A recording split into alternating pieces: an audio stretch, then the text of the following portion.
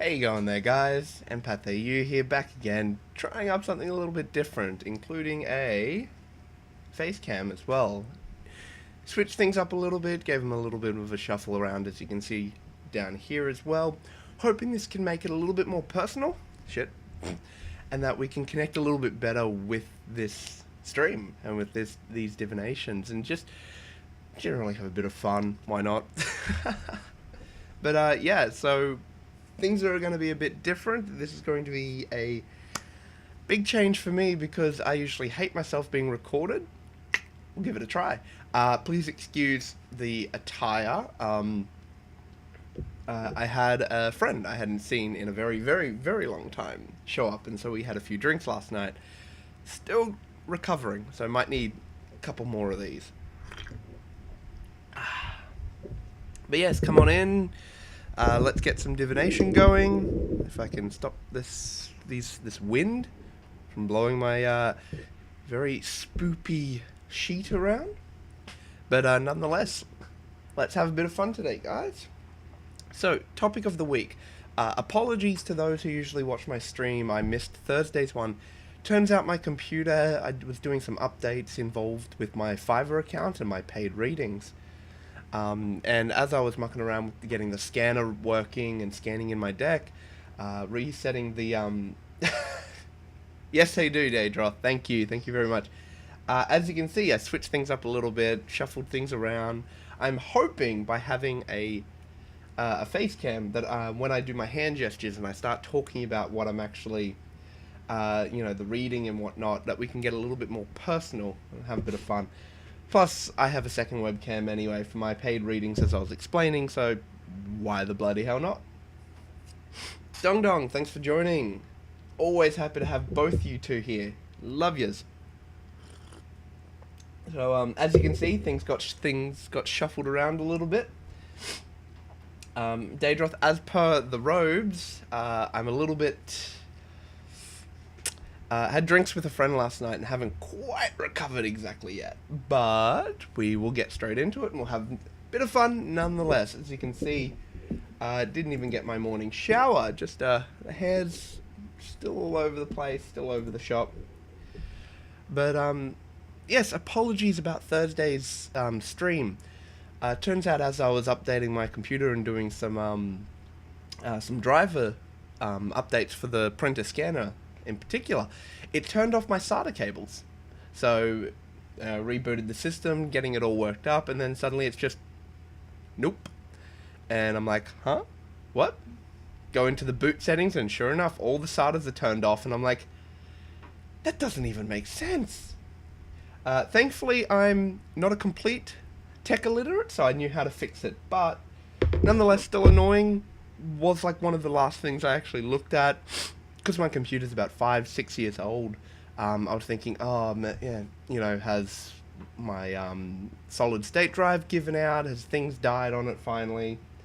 But no, it seems to be all up and running again and handling streaming and recording well. So fingers crossed she'll last me a little bit longer.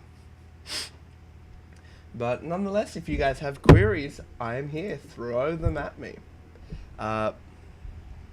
Topic of the week, blockages to divination. As we were talking about with Tuesdays, because I did miss Thursday's stream, I have a friend of mine who's come to me and we've been discussing and talking and giving information to each other back and forth. And one of the things is she's quite interested and, from what I can tell, has quite a potential for divination and occultism in general. However, she has multiple blockages to divination, the biggest one including self-doubt. Now, this is something that all diviners have to go through, like we have to break through and overcome. And that self-doubt it's a big one, actually, because in the beginning you don't know, I'm like, am I getting this done by luck? Is this just by chance? And so it is with that development, and you get one thing right, and then again that can still bring in some self-doubt. You go, nah, it's just one I got right. It's all good. But you need to really overcome that beginning self-doubt Because if you don't, you're always going to find yourself moving into the second blockage to accurate divination, which is second guessing. Now, second guessing is absolutely horrible for all diviners, because 9 out of 10 times, the good old gut is the one that's on point. And I've always said this because every time I've been bitten in the arse in my life, every time I've been burnt or somebody's, gotten the under on me, it's because I ignored my gut. Every single time. Gut's going there going, nah, she or he's bad, man. Just drop it. And I'm going, I don't know. I'll give him the benefit of the doubt. And sure enough, my gut has had the chance to tell me I told you so more times than I can remember. So always follow your gut. And that's the second blockage to divination, is second guessing. And that second guessing will lead you to, again, even third, fourth, fifth guessing. Yep. Don't we all, Daedroth? Don't we all? But and so the first pull that you do on a reading, always stick with it. It may look confusing at first. It may even look disorientated, and that sort of. Again, sorry, my nose is leaking like a tap today because, again, drinks with the friends last night, and I don't drink very often, if at all, so my body's having a bit of a freak out going, whoa, dude, what happened? But no, this is why I love this is why I love doing readings. This is actually originally why I started doing readings via Vocaroo and voice recording, because as I think, and as I read the reading, more becomes apparent. If you read a reading and then you start typing, you're focusing on the words that you're typing. You're not thinking about the reading anymore. And so when I started doing my tarot readings, especially because, again, they pop out and you aren't really sure of the interplays and the way things are working straight away. When I do my tarot readings, I love being able to talk about them while I'm still looking at them, and especially in this format, when I can move my hands around and go, okay, well, this is connected to that, this is connected, that's what that means here. And so it's that, not only am I looking at, it allows me to dive deeper into a spread, whilst also explaining it to my querent, because if you try to type it up, there's a point where you've got to stop the interpretation section and start the writing section. In this particular format, there's no stopping. It's just bang to bang, and I love it. I have my first query. Ooh, baby. This bloody internet, I swear. How is my stream health? Not too bad.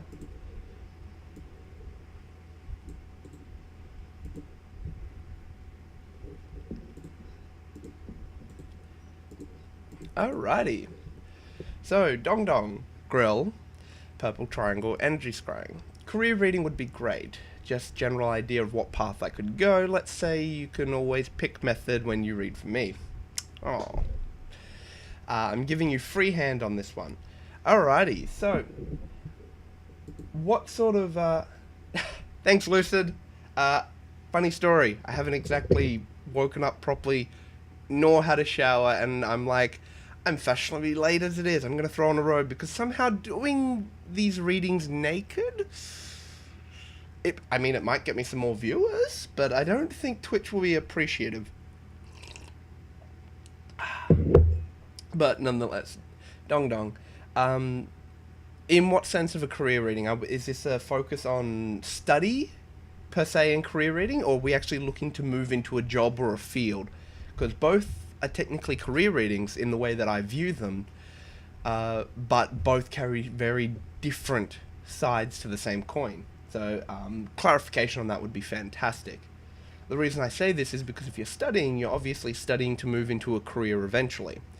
And I completely forgot to put on the ambience music. I am so very sorry.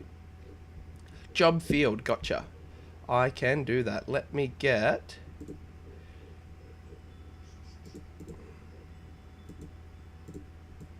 How is that ambience? Probably a little bit louder than that. There we go. That's nice. Ambience back in. I've got it kind of sorted out. As I told you, I'm still waking up. Job field. Alrighty. What are we thinking? Let's go empath reading, and then we'll move into a tarot reading. You guys can look at how dumb my face is when I do my empath readings. It's really dumb. Alrighty, energy scry.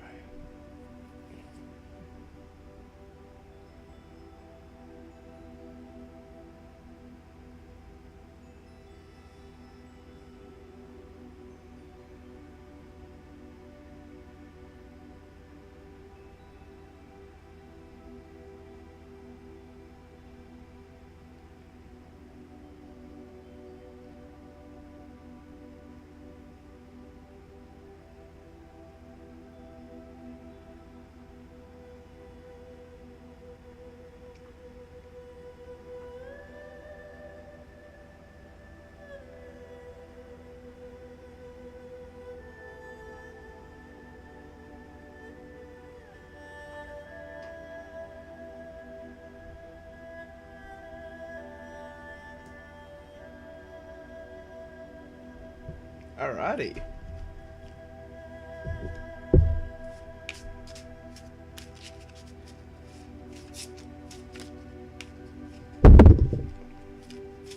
Elbow the microphone.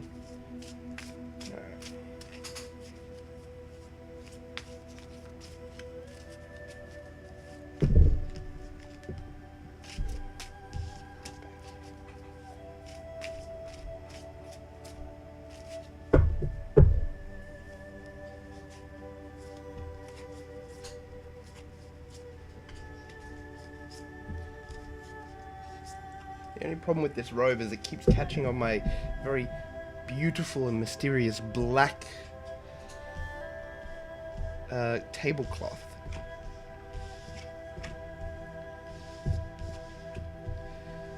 Alrighty. Ooh.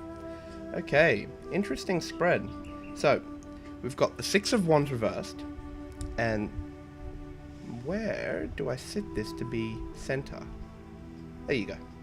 So, we've got the Six of Wands reversed and the Ten of Swords reversed. This is ruled over by the Ace of Pentacles reversed, and this is counseled by the Ace of Swords and the King of Pentacles reversed. Now, first off, career reading, Ace of Pentacles is reversed. That's a little harsh, but we'll get into it nonetheless. We'll start off with the empath reading.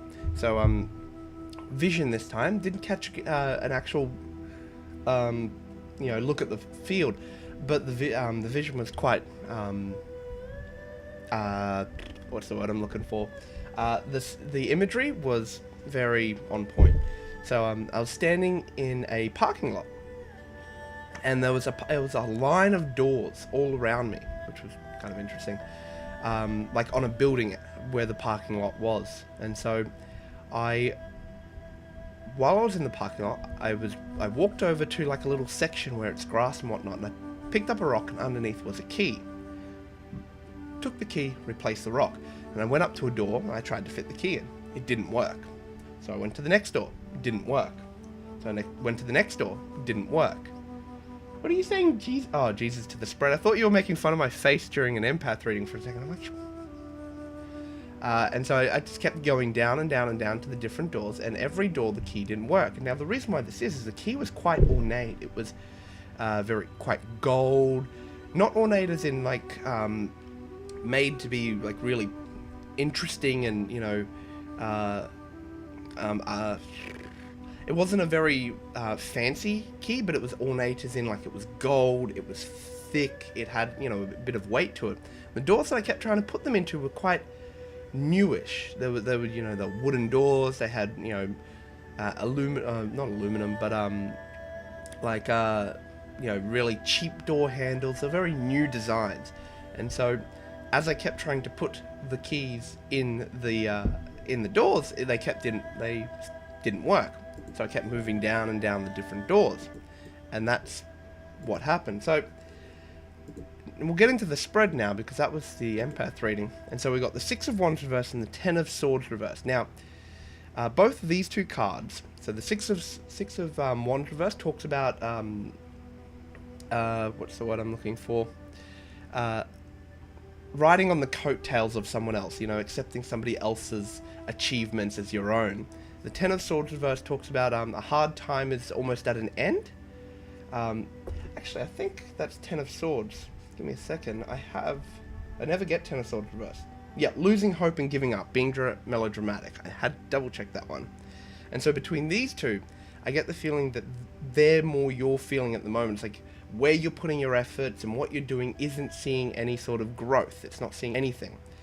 The Ace of Pentacles reverse, though, however, ties into the empath reading quite nicely in saying that the Ace of Pentacles is squandering or undervaluing someone or something, and I believe this is specifically talking about yourself and this key specifically lining up to a skill set that you have, not other people have with the Six of Wands reversed, but you, a particular skill set that's off-center, doesn't really line up with the rest of the world, but it is one nonetheless that is very useful, and it's very, what's the word, it's got its place in the world, and where you're currently trying to put it isn't lining up, which is why the doors aren't opening for you. Now, the Ace of Swords and the King of Pentacles reversed. Now, the Ace of Swords talks about the gift of truth, being able to see the world with a very sharp, logical mind.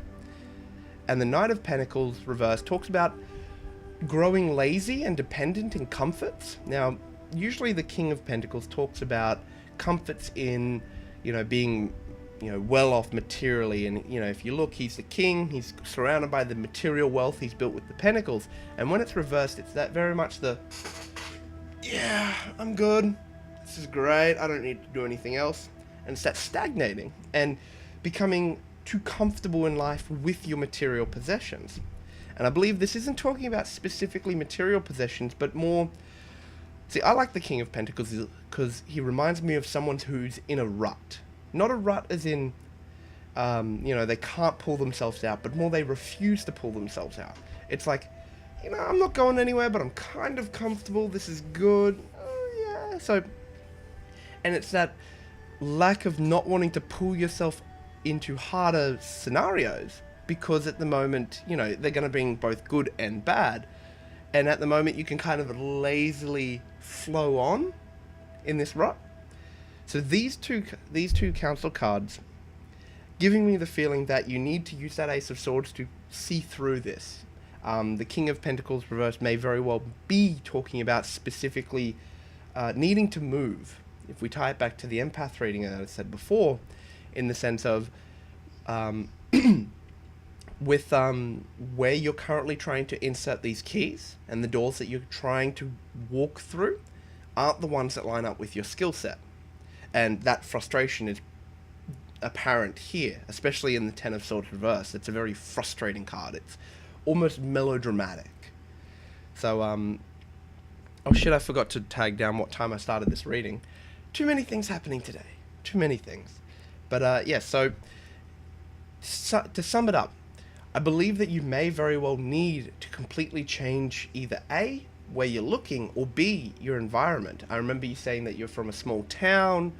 It may very well be that your particular skill set isn't needed in this town or isn't desired. I also have a bit of an insight about your life as well, so I understand that, trying to move into avenues considering the views of the townspeople on you may also make this hard. That might actually be the Six of Wands reversed here. If you look, in the Six of Wands, he's, hold it up right so you can see it better. He's, walking back, everyone's giving him attention. Hey, awesome, you're achieved, and that's getting that recognition. It may very well be that it's talking about the complete reversed, in the sense of being denied recognition. And it may not be talking about the Six of Wands reversed particular aspect, in the sense of, using somebody else's accepting. There's a way to explain it that always leaves my mind, and it frustrates the absolute hell out of me. Receiving recognition for somebody else's work. There we go. Recognition. Still waking up. But it may very well be not talking about that, but instead that not being recognized at all by the townspeople and those around you, because if it's reversed, instead of him being recognized on the horse and everyone's looking at him, he's on the horse but everyone's turned away and looking away from him. So yeah, interesting bit of a spread here. If you have any feedback, that would be fantastic. I love feedback. Again, it seems like you need to sit down, especially with that Ace of Swords there, and really harshly nut out a plan to get over this King of Pentacles reversed, this rut that's sort of built around you. Because you need to become very sharp, and you may even need to get real, sword is kind of it's not aggressive as the wand, but it's still to the point, a little bit of aggressive. Then it may be that you need to get like that if you want to see you grow into fields and careers.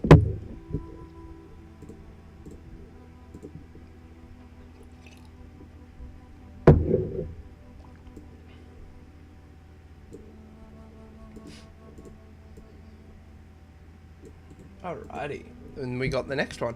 Sorry if I look over here, this is where I keep my screen with like the Twitch and everything. And apologies about the background. You can see my board games up here and all my woodworking tools over there. But just ignore that. Just look at this ugly thing. Select all and paste. So I'm actually going to get up that notepad and start keeping track now. Angel, my man, 2103. Red Spiral, Tarot right away. Is school the best option for me right now? I feel like I'm missing out on something important, but I'm unsure what it is. I think you're right with the Tarot way, writing with this this particular method. It might give us a little bit more insight, but we'll give it a try.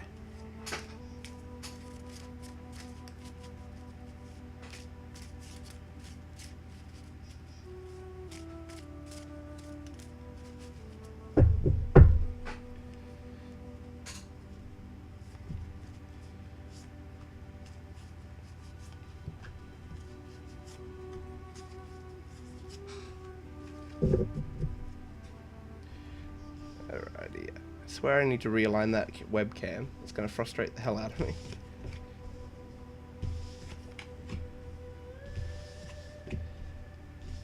Alrighty, ooh, interesting setup.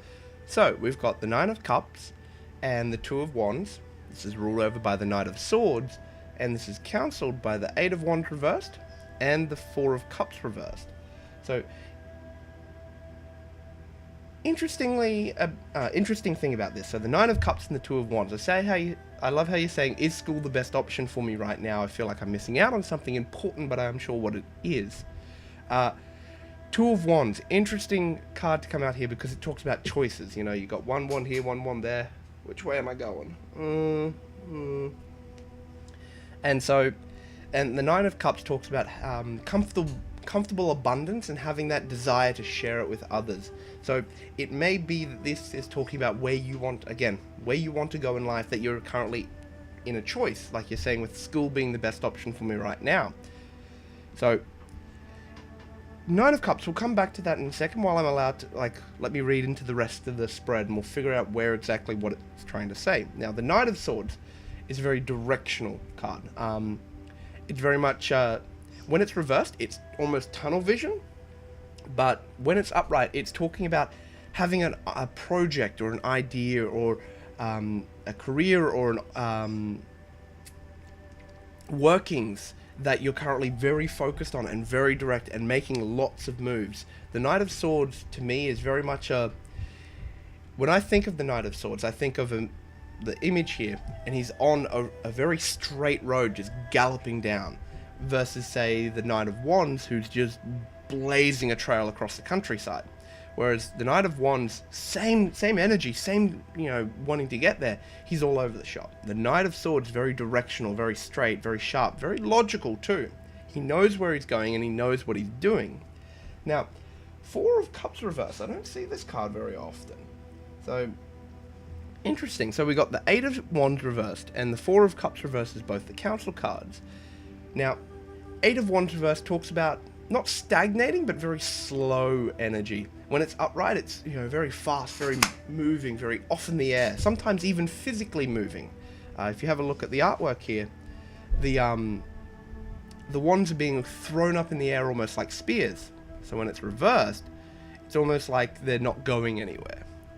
And then the Four of Cups reversed talks about accepting less than you deserve. When it's upright, it talks about fantasizing and getting caught up in your idea of the best. When reversed, it's the accepting, less than what you deserve, or, not appreciating, just how good of you are of a person and what you deserve.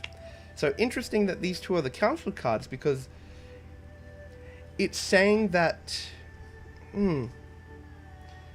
because you've got this very slow energy, and the Eight of Wands reversed isn't necessarily bad. It can also be talking about slow build-up of an energy, that very much if you're thinking it like, what are we talking about? A ballista, old giant crossbows. You're cranking it, slowly pulling it up to fire this wand out, versus, say, a spear, which you just throw yourself. So, is school the best option for me right now? I would probably say so, actually, considering the Knight of Swords, if you don't have other projects in the work, or you haven't got a place to put your mind, so to speak, I would say school is definitely the best option, because the Knight of Wands being a very logical, very thinking, very directional, project-orientated card. So it's having works, doing something. It's not just letting your mind wander, not just, Knight of Wands is more like, I'm going to touch everything, I'm going to fly here, I'm going to fly there, I'm going to touch this, touch that, do this. The Knight of Swords is very much on point. I'm going here. The Nine of Cups, it may very well be that it's talking about setting yourself up. It may be that the Two of Wands and the Nine of Cups is talking about what you're going to study at school. And it may be that it's saying that, you're going to have a choice, and you need to think about what is going to bring you happy, comfortable abundance. And I say this in a twofold here. Happy. You got to be happy in what you do. I mean, I wouldn't be here doing the stream for you if I didn't enjoy it. But two, you've also got to be able to find a job which has applicable, job fields. There's no point studying, archaeology if there's no way you're going to get into archaeology, if it's a very bloated field. For example, I am hoping one day to get into self-publishing and motivational speaking. That's my end goal. Very bloated fields, both of them. So I'm also going to do a postgrad in teaching, because teaching, everywhere needs teachers, and actually teachers are always on demand. So having that little extra backup is my way of, even though I love teaching, and I love, passing on knowledge, it's not what I would love to do. So I believe this is what it's saying as well. It's the Two of Wands here saying, is school the best option for me right now? Yes. But while you're in school, be sure to make, logical decisions and think about where exactly you're going so that you can achieve these Nine of Cups, this comfortable abundance. But, yeah, thank you for your query. I hope I touched on the subjects. It may very well be that Knight of Swords, this one is what you feel like you're missing out on, in the sense of it saying you haven't got a project in the works, or you haven't got something moving at the moment. If you do have a project, however, that spread completely changes. If you've got something that your mind's currently working on and you've got a project, then you need to keep working with that project. Don't just abandon it. But if you have any feedback, feel free to drop it to me in the chat room, or swing me an email if you do want to follow up on it and you have a little bit more information. Happy to answer it in the emails. Just reading up on you, DongDong. This is the only thing that I'm actually good at, but I have a lot of other interests, so maybe there's something else I can do. You're very welcome for the reading. It may very well be that you need to look at other avenues of distributing your art, or finding other avenues where your art is more appreciated. Hey Johnny the Weeb, welcome, thanks for joining. Always happy to have you here.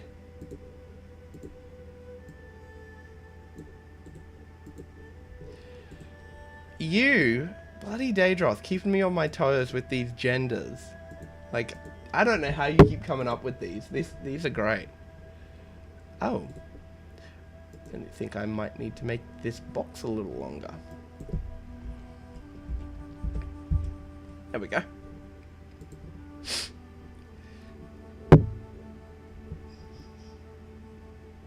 Alrighty. So, last read, it seemed like I was headed for heartbreak, romantic disaster. I'm curious as to the nature of this. Will it be a failed relationship, missed opportunity, etc.? Essentially, where will my pain stem from? Alrighty, and I'm assuming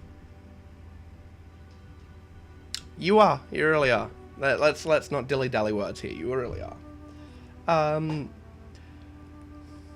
Want to keep running with an energy scry here?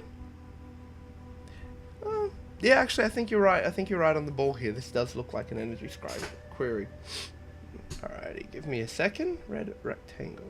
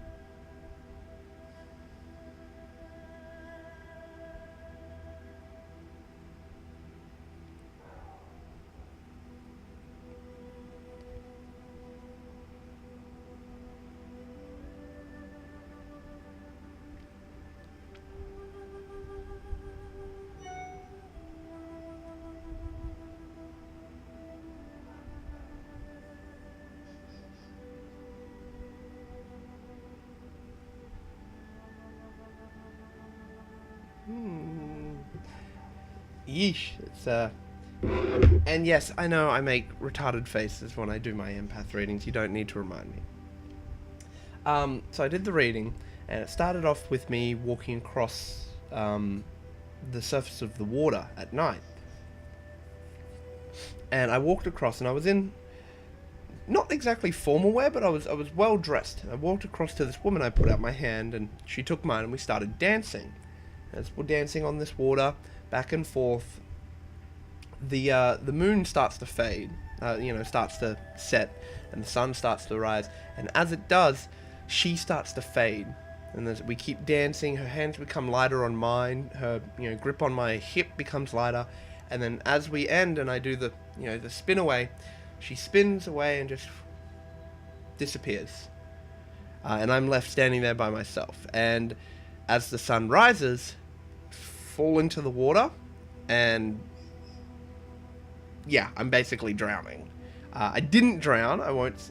That didn't happen. I stopped the reading before that. But yes, it seems like it's going to be one. It seems like it's going to be something that just fades. It's going to be nice in the beginning. It's got this almost again, the moon is very healing, especially as per the tarot deck. But it also is, mysterious, and it carries it's the sun, but not, if that makes sense. And so you've got, it illuminates, but at the same time casts shadows. You don't see things in clear light, and it's always a little bit distorted. And so it's a very mysterious sort of imagery as well. And being on the water gives me the feeling that there's a very tenuous, you're not seeing things clearly. You're walking on the water, but it's because of the moon. As the sun rises and things were seen clearly, you fell into the water, I fell into the water, she faded away. It was very much so I get the feeling this is going to be maybe a failed relationship. It may be a little bit worse. I was getting some strong vibes there. But it feels like it's going to be a failed relationship because things aren't seen clearly from the get-go. There's always going to be something that's tying her up, or it may be that sickness that she doesn't tell you about it in the beginning. It may be that she has other, what's the word I'm looking for, responsibilities. It may be that she just can't be with you, but for the time being, she wants to be with you. It's kind of almost that Disney-esque sort of feeling where it's like, I'm actually a princess, but I wanted to spend some time being normal for once, so thank you. That sort of feeling. Very, very Cinderella-ish, if that makes sense. But yeah, doesn't feel like a missed opportunity, feels more like a failed relationship that was destined to, like, not destined, but was set up to fail from the beginning. There was nothing substantial to it. It was nice, and it was, and it was close, and there was this, again, that feeling while dancing was very close, very intimate, but it was built on the moon. It was built on half-truths, and it was built on shadowy images. So, yeah, oof, that was an interesting reading. But, yeah, thank you for it. I hope you enjoyed it. If you have any feedback, feel free to swing it at me.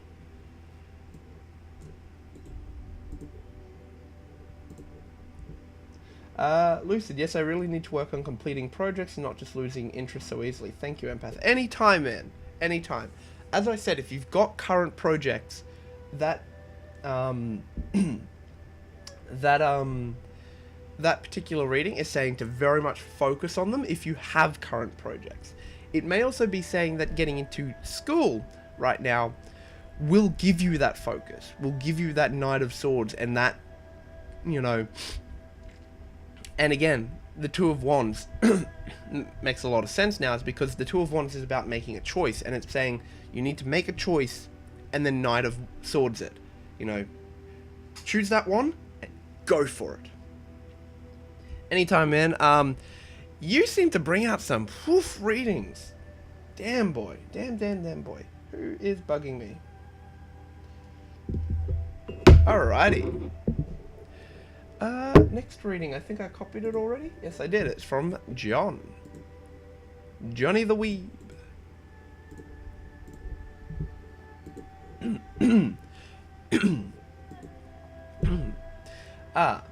Should I consider trying to message her? Energy scrying. Do you want to go with a... Tell you what, I'm going to throw in a couple of runes here as well. I'll do the energy scry. I'll move my deck up there. Do the energy scrying, and then depending on what I see, we'll get some runes for clarification.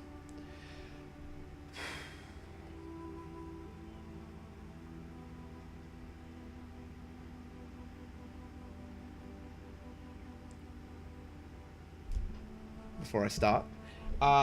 Yes, Daedroth, it's one of those things, is, as I said, the moon brings healing, but it also is about intuition, that seeing things that aren't, not exactly not there, but seeing things in a different light. As I was saying, it's very much the sun, but not. So it's, I believe that chasing it, even though you have the cliff notes and it's going to be a pretty shit book, still chasing is going to bring you some insight, bring you some... It's like that feeling when you walk away from a movie or after reading a book and you go, huh, wasn't necessarily a good book or movie, but, huh, that left me something to think about. So, oh, my coffee's cold.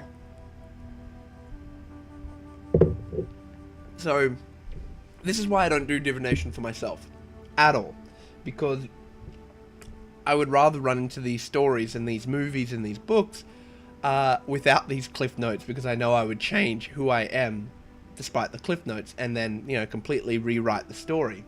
I also like the ups and downs of life, but nonetheless, I need to get onto John's reading, so let's do it. Brown leaf.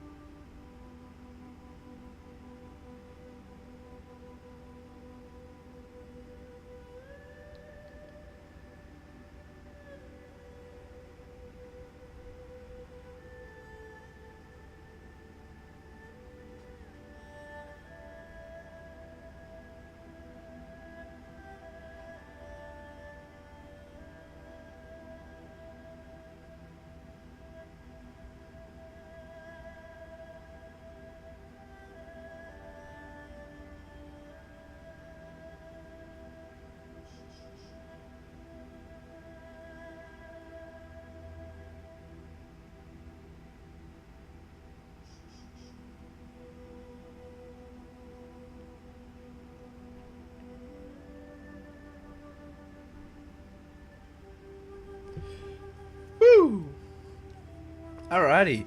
Some very mixed messages in this reading. So, first off, I was sitting at a desk. And I had my... So, sitting at a desk right here. And I love this way this is set up because I can explain this. So I'm sitting at my desk. I have my paper. It's one piece of paper. I have my ink and quill. I have a candle just set up over here. And I have a cup filled with wine, I'm assuming. I'm sipping the cup and I'm putting it back down. Pick up the quill, put it in the ink. I hold it above the paper. And then I put it back. I take another sip of wine. And I repeat this. Keep going. Pick it up. Think I know what I'm going to write. And then I put it back. And I believe this is because there's only one piece of paper. There's only one chance to actually write this properly. And yet the words aren't coming to me. Actually, that's not true. I think of the words and I go, yes! I don't think I should say that. Now, this kept happening until a very... almost a Jezebel, if you know what the term is. A Jezebel comes sauntering in. She's on the other side of the desk. She reaches across the desk. She picks up my glass of wine. She pours it over my head. She grabs a piece of paper and she crumples it up and throws it behind her. She then takes that cup, turns it over, snuffs out the candle. Now I'm currently in the dark, and I'm thinking, okay, that's the end of the vision. Before I get deeply kissed, like really like passionate deep kiss, and I'm like, whoa, what's happening? And then I get punched in the side of the head, and then I get grabbed by the hair and thrown to the floor, and then that's it. That's the vision. And so mixed signals, definitely. I don't know if any idea what this woman even wants from you, because this is weird as hell. I am gonna say I'll grab some. So, despite that particular vision, like the imagery there in that vision and whatnot, I can't give you a straight yes or no of should I consider trying to message her. But we'll grab out a rune. 2 runes. And we've got Ingas and Manas. Now, Ingas is the rune of home. Again, both of them are pointing up and off to the left. So Ingas is the rune of home. Manas is the rune of man, both as a whole and as a singular. So for Manas is humanity. Enemy? And so, interestingly, they're both pointing off to the left. So they're both a little bit twinged. Now, Manas is... I love this card because it talks about both friends and enemies at once, which kind of lines up with the vision kind of funnily.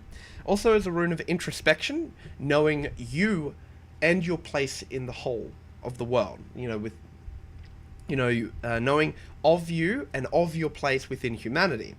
Ingas is the rune of home, especially your home. If you look at it, it looks like the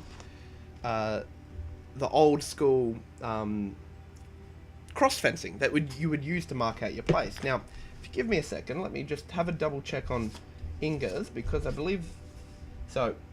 Rune of protection, sanctuary, simple strength, fertility of mind, male well-being and health, new phases.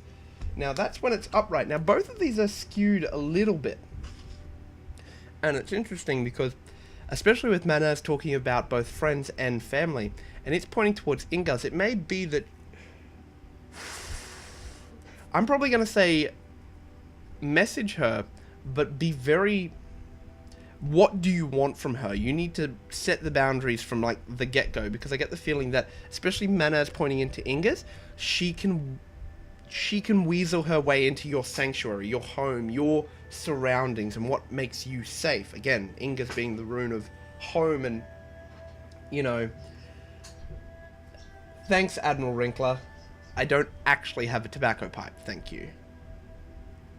Oh, I'll make sure to get one for the next stream. But, so yes, Ingas and Manas. I'd say be very careful about like messaging this woman and actually what you are after from this woman, because it seems like, especially with Manas being skewed, it gives me the feeling that she can weasel your way into your home and that your sanctuary and what makes you safe through manners. I guess the be-all and end-all of this reading is take some time to step back, think of yourself, and go, okay, what do I want from this? What is the outcome I want from messaging her? If you believe that outcome is possible or achievable, I say go for it. But keep in mind, you need to be very objective about this. And you also need to... What's what I'm thinking? Need to make sure that you... You know, it's that old saying, be careful what you wish for. If you want to have something with this woman and messaging her, by all means, go for it. But, yeah, I mean, I explained the vision, I explained the readings. It's up to you whether or not you want to chase that. So, but yeah, no, thank you for your query. Very interesting one. Oh, this bloody nose. Only problem with having you guys on video is I can't do anything without it being seen. Doubly so when this goes up on YouTube and you can all come back and be like, ah ha ha ha ha. And I completely forgot to keep jotting down what times I start the readings, but it's all new, it's all good. I may very well go grab another coffee after this reading. So, Angel, male, bluish orange ripple. Are we playing Portal now? Energy scrying. Can you scry my guardian angel? I can give it a shot. This isn't exactly where my forte sits, if that makes sense. It's not something that I'm usually... it's not something I'm confident in giving. You know, I'm confident in giving energy readings. I'm confident in giving scrying. I'm confident in my tarot and rune readings. This I'm not confident in. I can do it, but keep that little, you know, that little asterisk up in the top.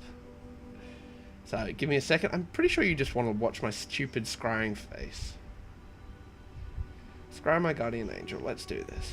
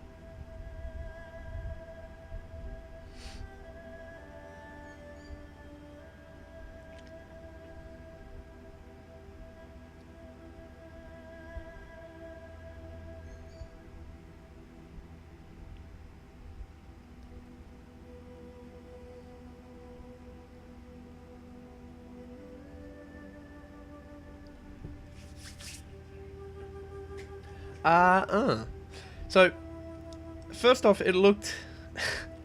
again, I'm not too confident with these readings, so it's very creepy. So, it looked like a very sullen man, a very long face, long black hair that came down to about, just below where your rib ends. Very long, straight black hair. He was very sullen in the face, very...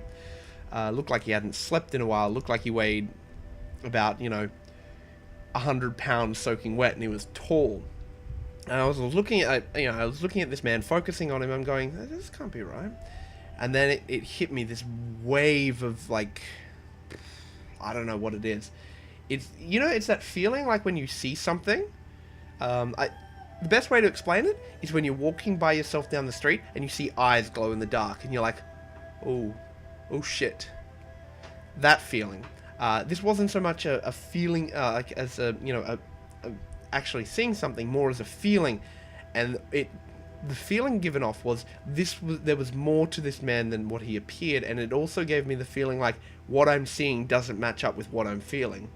And with that, interesting thing though, as I was doing this reading and trying to look at it, the man felt like he was standing behind you, in the sense of he wasn't being anywhere within your, working within your world, or, you know how some people say guardians, angels sort of direct and be in front, and it's sort of like, no, you move to the side, no, you move to that, you can come through because you're really nice. This felt more like he's taking the back seat, and he's just sort of, the feeling I got actually was he's just flaring up his wings whenever you need to be better, look better, have that little spurt of, you know, confidence or, you know, achievement of that.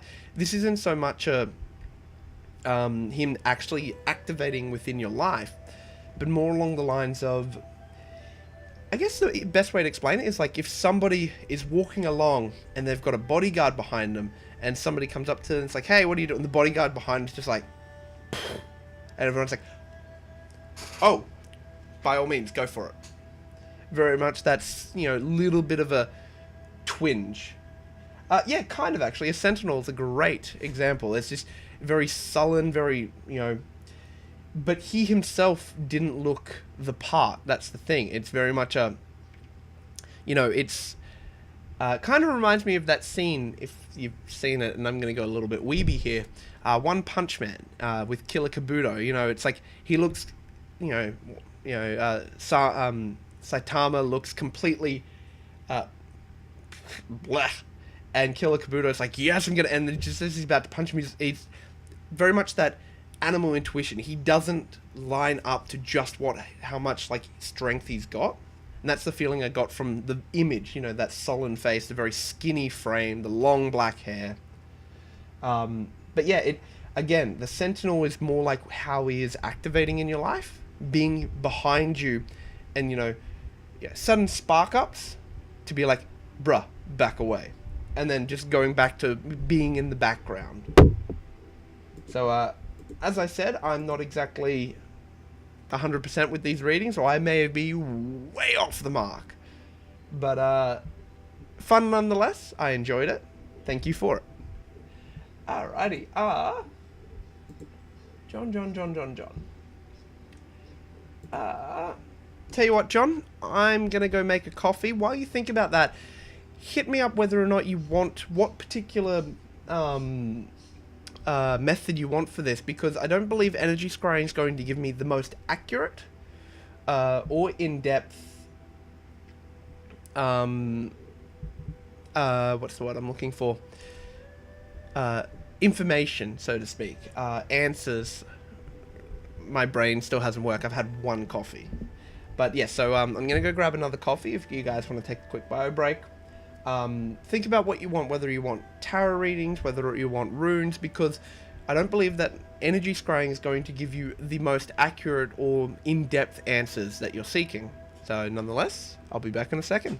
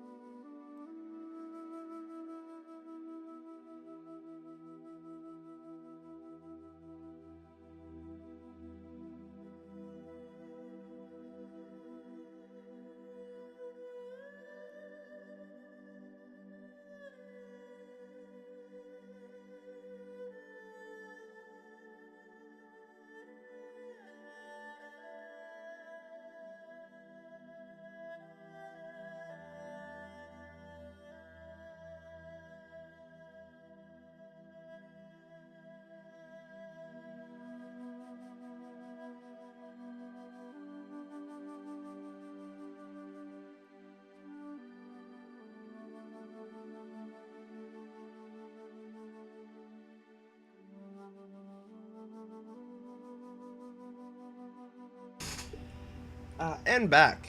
Nose is still itching. I'd like tarot then, whichever deck you prefer. I'd probably run with my Rider-Waite. My Oracle deck hasn't seen much use, but mostly it's because I found that it doesn't really resonate with giving answers, and it's very new agey, so not the best deck for what we're doing here. Is there anyone on Div that is versed with Guardian Spirits? Sevis. If you can get a cat, if you catch him, I mean, it's like trying to catch a leprechaun, actually, but Sevis is your best bet. That man is legit spooky, like legit spooky. But, next query was what I was up to.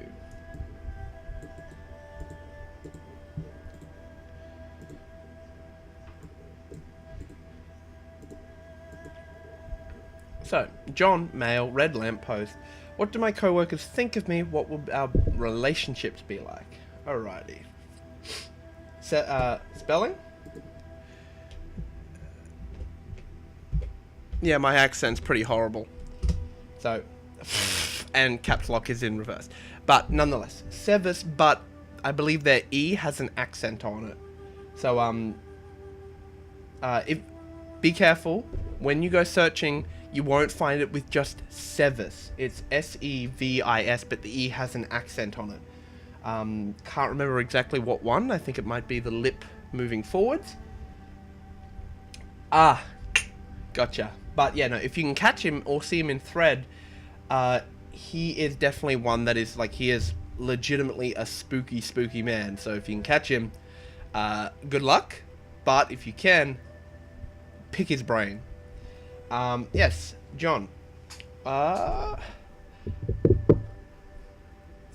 Think that I shouldn't do an empath reading on this. It gets a little too close to my, oath. So we'll run with the tarot reading. Give me a second. Did I get shorter?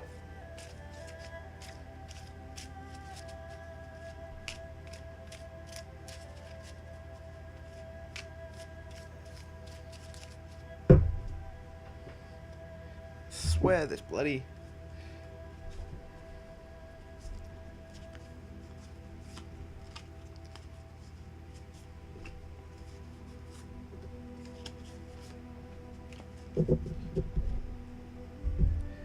And move these across.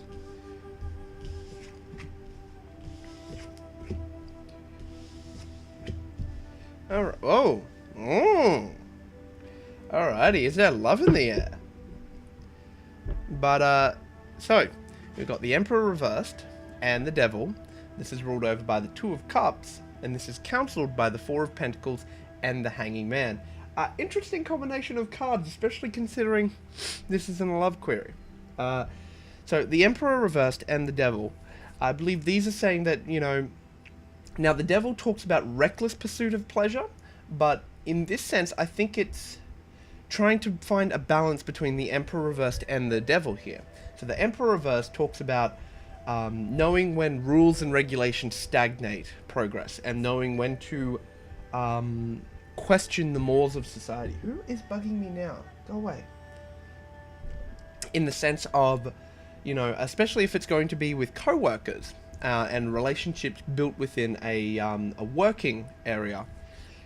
Knowing when to break the boundaries of social cliques, I think that's how you pronounce it, and when to go, okay, now I'm doing a little bit too much damage. So I believe these two cards are about finding that balance.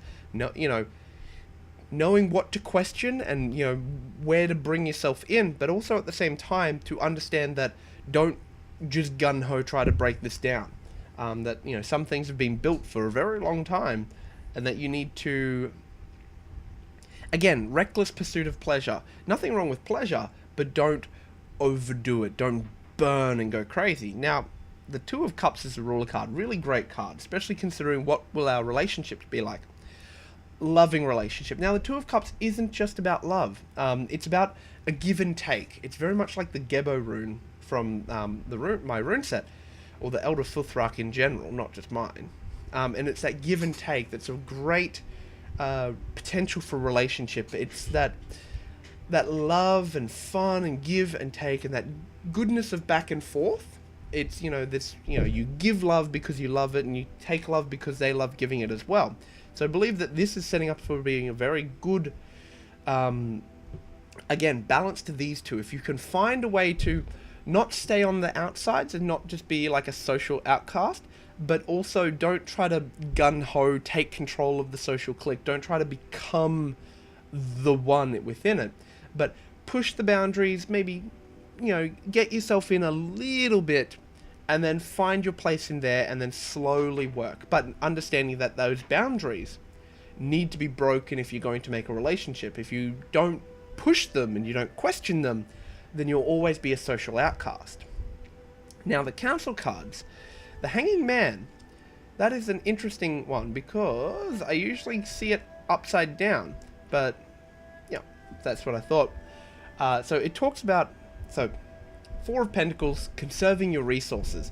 I believe, you know, holding on to things. I believe what this is talking about is don't spend a lot trying to do this. Don't go into, you know, debt, or don't try to overspend trying to push your way into these social cliques, into these groups. I believe that ties in with the Devil here, and it's saying push them, but don't make it a big issue. Don't try to, you know, don't be the guys like, oh, beers on me after work, and try to get in that way.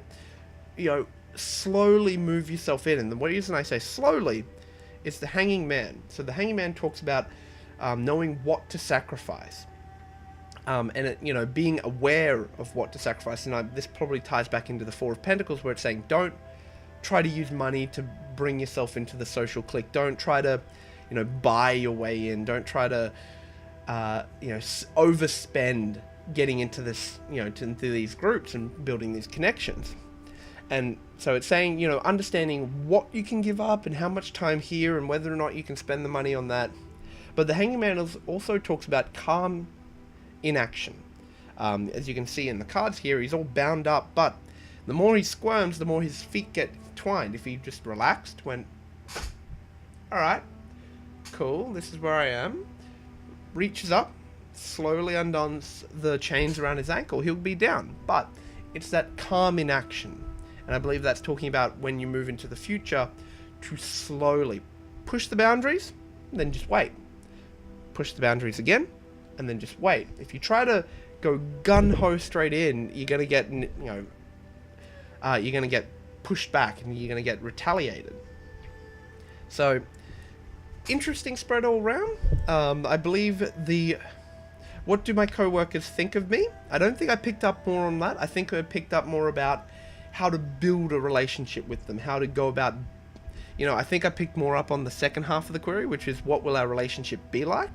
And that's trying to move that, like, I think I picked up more on how to build a relationship with them, to be honest. Like, not so much, you know, what do they think of you, what will our relationship be like, but more like how to go about building that closer relationship.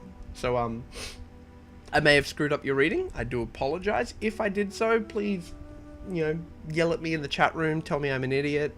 Nonetheless, though, I hope you enjoyed your reading. It was a lot of fun to do, and thank you.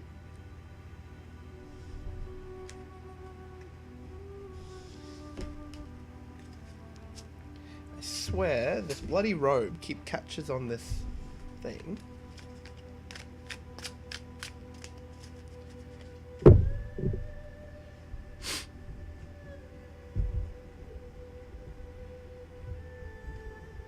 That's awesome, man.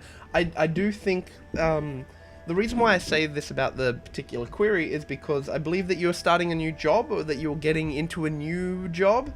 I think that's what I picked up on, is that, you know, that feeling of, okay, I'm here, don't really know anyone, this is like the start of it, you know, how do I go about building this? So I believe that was kind of the feeling I got there. Correct me if I'm wrong, but that's from what I saw from the spread. And it was a very positive spread, especially that Two of Cups as the ruler card, because there's not a more beautiful card you can see when talking about relationships and, you know, connections. Not just romantic, but with anyone in general.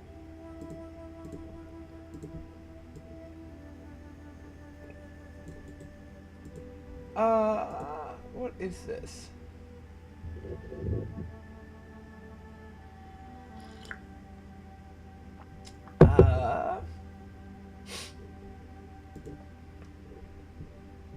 Gotcha. Yeah, no, that's the feeling. As I was like, again, as I saw the Devil and the Emperor Reverse, those two cards definitely gave me that feeling of, you know, because the Emperor Reverse talking about, you know, questioning the morals of society and, you know, breaking those that, you know, those things that are stagnant.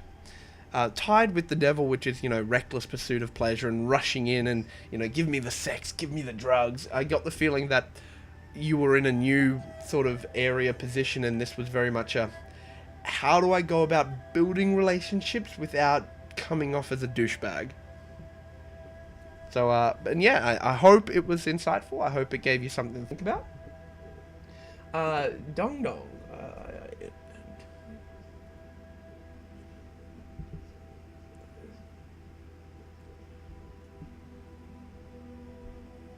Of course, I didn't mention it to them. They didn't know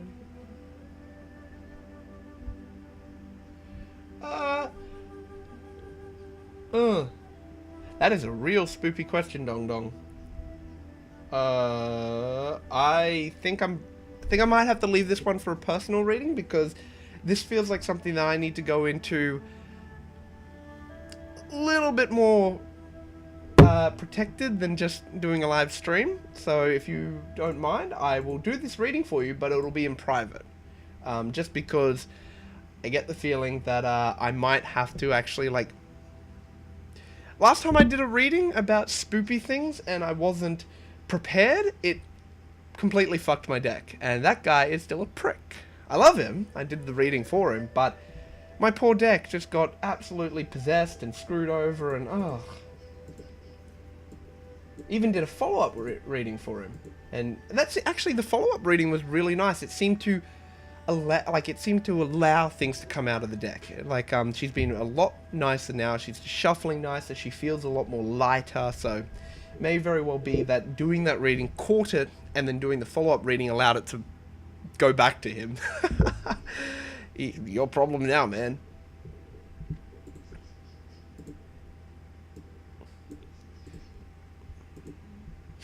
That was, if you were in the thread, that was the spooky guy with the big, like, creepy skull thing with the tally marks on the board, and then offering a particular, like a deal or an offer, and yeah, that whole reading was woo. But yeah, no, I'm glad that I was able to do a follow-up reading for him, because my deck seems a lot happier now. Valve. Blue Crab. Runes. How should I handle the past wrongs in my work environment? That's, vague. Don't even know. It was something. But, we'll do this query.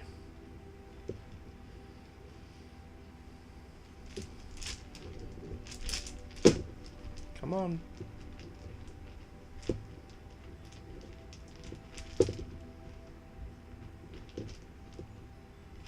Two runes.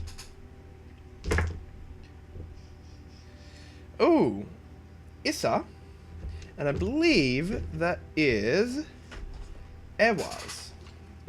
I believe it's... There's two that look the same, and I always get them mixed up. Where are you?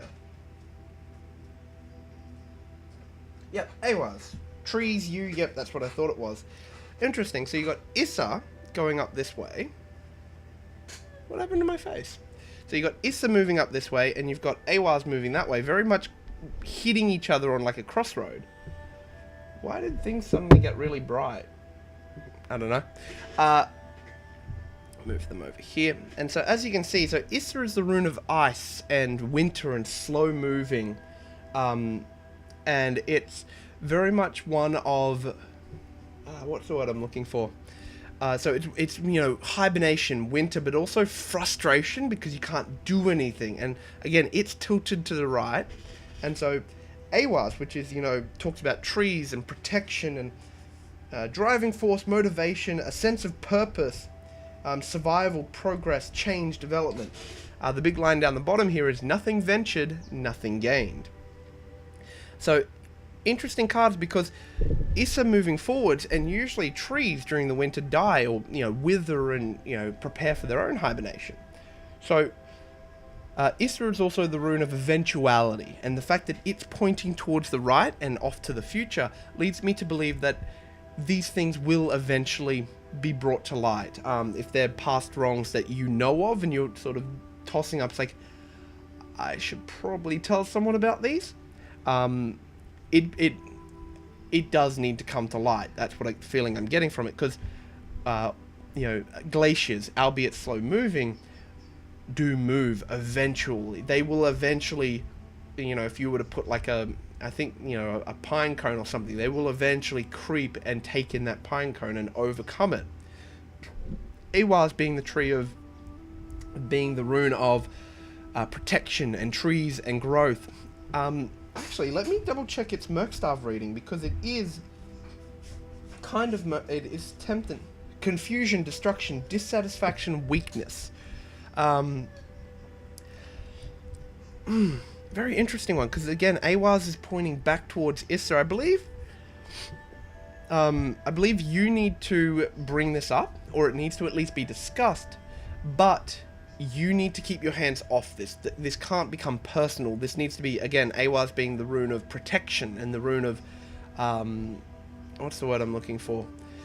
Growth, and, yew trees are very strong trees, very, they have a lot of symbolism in mythology. And so I believe that if you do, I believe Issa is saying, look, this needs to come up, this needs to be talked about, eventuality, but Issa being the ice rune is also about hibernation, think long and hard, and it may be that it's talking about how you go about presenting these past wrongs. But Ehwaz being there is also saying, look, you need to make sure that if you do go about this, it needs to be very hands-off. This needs to be, may need to be brought up anonymously, but in a way that, so again, what I'm picking up here is very much the rune is saying you need to be protected. You need to be set up so that you can't have this bite you in the ass later on. But again, the big line, nothing ventured, nothing gained, is definitely saying, combined with Issa's eventuality, that this needs to be talked about. If it doesn't, and again, Issa is the rune of ice, so it's very seasonal, it comes back, and the eventualityness of Issa is saying that if you don't talk about this, it will come up again, especially moving off into the right in the future. So, and Ehwaz being the rune of protection is almost intercepting it, if you can see here. It's sort of coming up and blocking it, almost on its way up. So I do get the feeling that you need to talk about this and bring this up, lest it becomes more of a burden later on and it bites you in the ass harder. But in doing so, you need to make sure that you're protected in bringing this up. For example, I brought up once at work that there was a way to launder money that was completely, like, they wouldn't find it for months on end. And they told me, they went, how do you know this, Matt? I'm like, because I discovered it and I told you guys. And they're like, how do you know, like, it wouldn't work? I'm like, because I know how the system works. Like, I had to explain to myself, and they even went back through all my footages and everything. Oh, shit, you actually replied. So putting it on the table right before I quit would be good. Yes. Yes, yes, yes. That would be a great time to do it, because, you need to make sure that you're protected in the sense of you can't have this backlash on you. If you are going to quit, it is a good idea to bring it up. Purely because you want to be able to leave with a good conscience too. Again, like, I mean, you don't really want to carry this and go, oh, if, maybe, but, because if it does come back and bites them in the ass later on, and you were able to fix it, like, I mean, I like being a good person. That's why I brought it up with work. I mean, I told them, like, the moment I found it, because I'm like, I know how this works. I know I know how I could do this. I had to explain to them, like, 3 times, because my manager and the area manager weren't exactly understanding of how it worked, and I had to explain to them, going, no, this is what you do, and then you do that, and that's how you get it. And you wouldn't even notice it, because it'll all balance up until, like, the very end when you do the big balances. So yes, definitely bring it up. but make sure that you're in a position where it can't bite you. So yes, putting it on the table right before you quit would be a great idea. If you are quitting and you do feel like you are going to move on from this job, then that would be the perfect opportunity and point to bring it up. Who's bugging? No, that's fine. Admiral, it wasn't really demon binding. This was more like entity coming out of nowhere going, hey bruh, I got a deal for you. Creepy thing was, he actually, when I did the empath reading to check out what was happening, I saw the guy and he like went, really looking at me like, bruh, what are you doing here? Followed up by that, I did a follow-up reading with my tarot cards, and the tarot reading was possessed, I guess, because the feeling it got was the reading itself was off from the moment, because it was very much like, nah man, the deal's totally good, it's great, you should totes take up this deal, it's great. The spread that I did almost felt like a salesman, like really hyping it up, and that's why I'm like, yeah, nah, it's gotten into my deck. So it's kind of interesting. DongDong, I wouldn't ask you about it, empath, but it really fucked me up as a kid, and I didn't have anyone to share with it, and I still don't know if it didn't have any bad effect on me now. Well, that's fine. We can talk about this in private. I know that you wouldn't ask. You can talk to me about anything. Like, all of you guys can. If you guys want to talk in emails, you have my personal email. There, and let me see if I can get it right. There we go. So you have my personal email. You've also got my Discord. I believe I've dropped my personal Discord a few times, and you guys are welcome to join in on that. Lucid, Divcord died.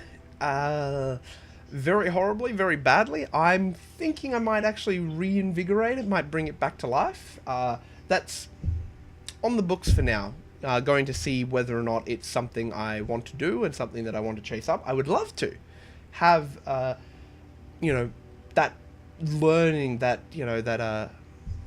I'm doing that thing where I make the hand gestures under the table again. That learning, that environment where there's so many skilled and so many knowledgeable people that I can share and take from. So, leave it for now. I will drop a link in one of my Twitch posts over here. I will drop the link code to the Divcord that I still have. It was sort of a half-made one.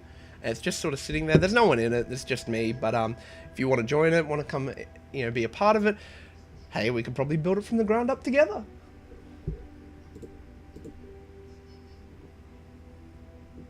Alrighty, Johnny boy again.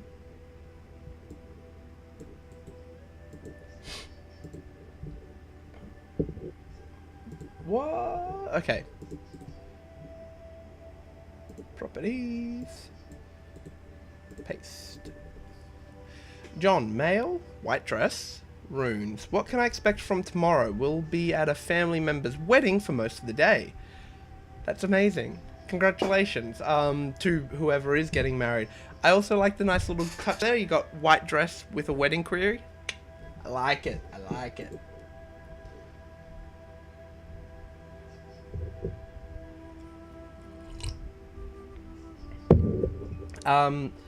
Johnny the Weeb, yes, adding me on Discord is a lot better because it's always on my phone, whereas I'll see an email on my phone, I won't reply to it till I'm on the computer because I hate typing on the phone with emails.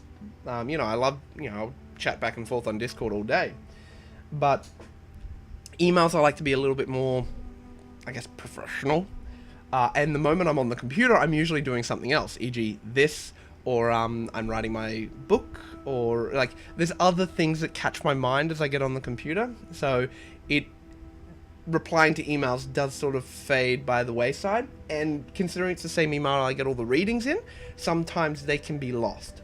I do believe I did get your message though, and I did reply to it, so check your emails. But Johnny the Weeb, I will do this reading for you.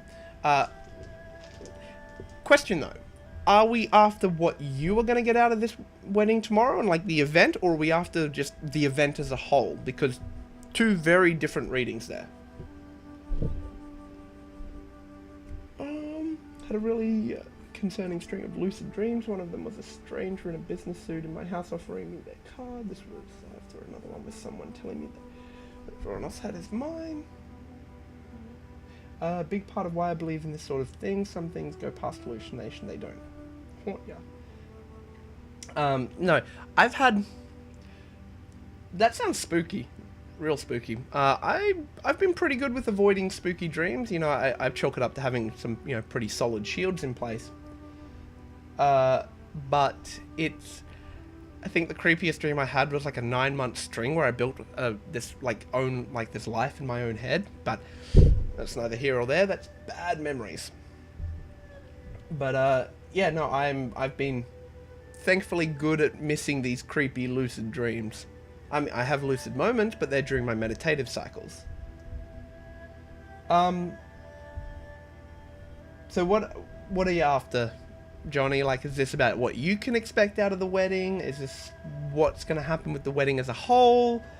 Is there maybe some more information here that I'm not catching? Are you like, you know, is my second uncle from my mother's side going to go, I object? Like, what do you want from me, bro?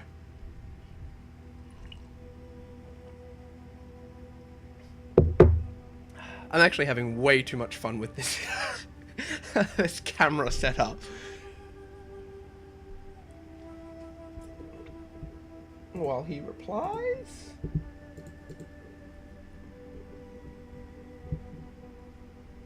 Yes, no, maybe. I don't know. Johnny, did you die? So, like, what am I reading for here, man? Like, is there something specific?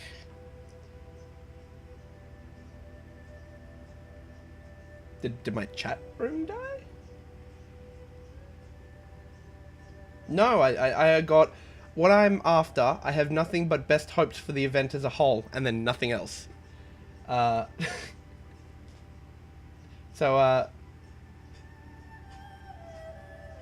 try it again. The chat room does get a little bit weird, especially with my internet being shit. But it is October, and I am set to get fiber, which should help increase the, hopefully increase the quality of the stream. And on top of that, also just generally make it a little bit nicer. You know, I can actually message people back and forth, and it'll be...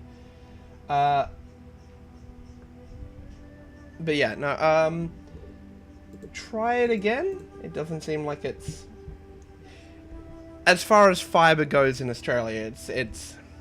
What they're doing is it's called fiber to the node, where they'll set up fiber optics right up to the junction box, and then we still run with copper wiring to the houses. So, fast, then bottlenecked. But it should still be faster than copper wiring the whole way through. So, I mean, right now, my upload speed is...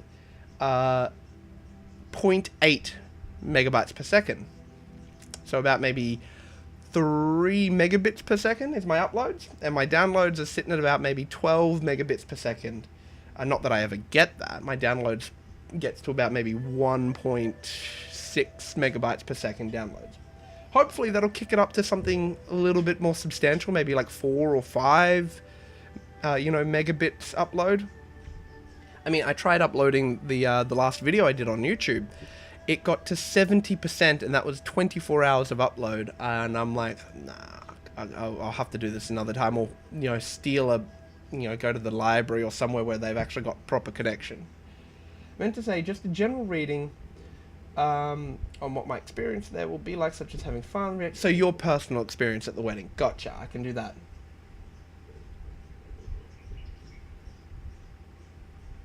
Yeah, it's rough, bruh. It's real rough.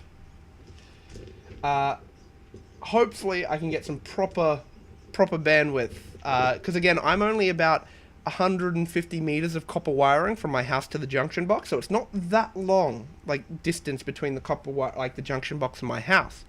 So hopefully I'll still be able to get a half decent speed. Hopefully we'll see some great improvements on this quality. Low-key want to buy my grandmother's house because they've got like full proper fiber, because she lives in like the major city, and it's intense. It's like, oh, So good at speed. But nonetheless, we'll get into this reading.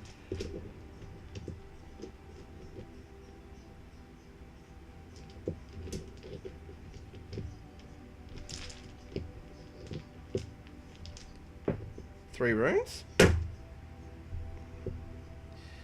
Interesting. So, we got Ingas. I'm pretty sure that's Algiz. And Fehu. Now, not Fehu, Answers. Come on, Matt. Get your shit together.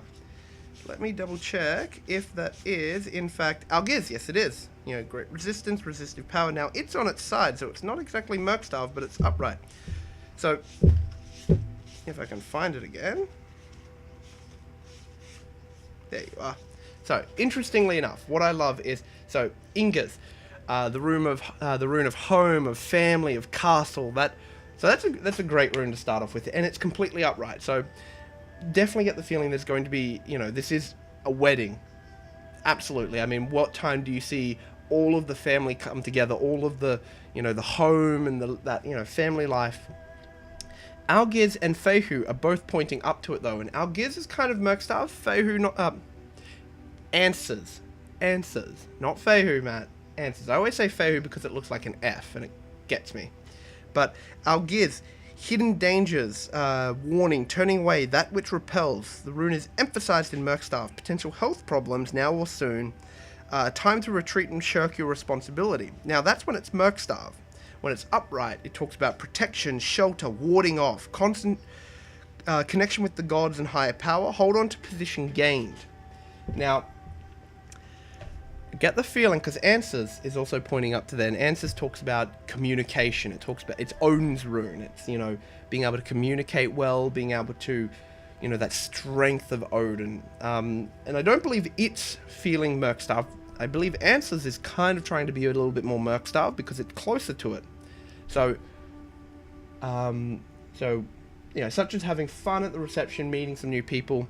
Definitely going to see if you need to make efforts to communicate, both with your family. I mean, so Answers and Algiz both pointing at Ingas, which is family orientated, being the rune of, you know, land and castles and whatnot.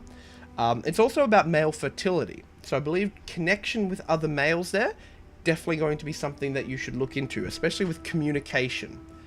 Make efforts to communicate, like extra efforts, you know, interweave and move back and forth and talk to them and say hello to them, and that sort of be a little bit more social than you actually are.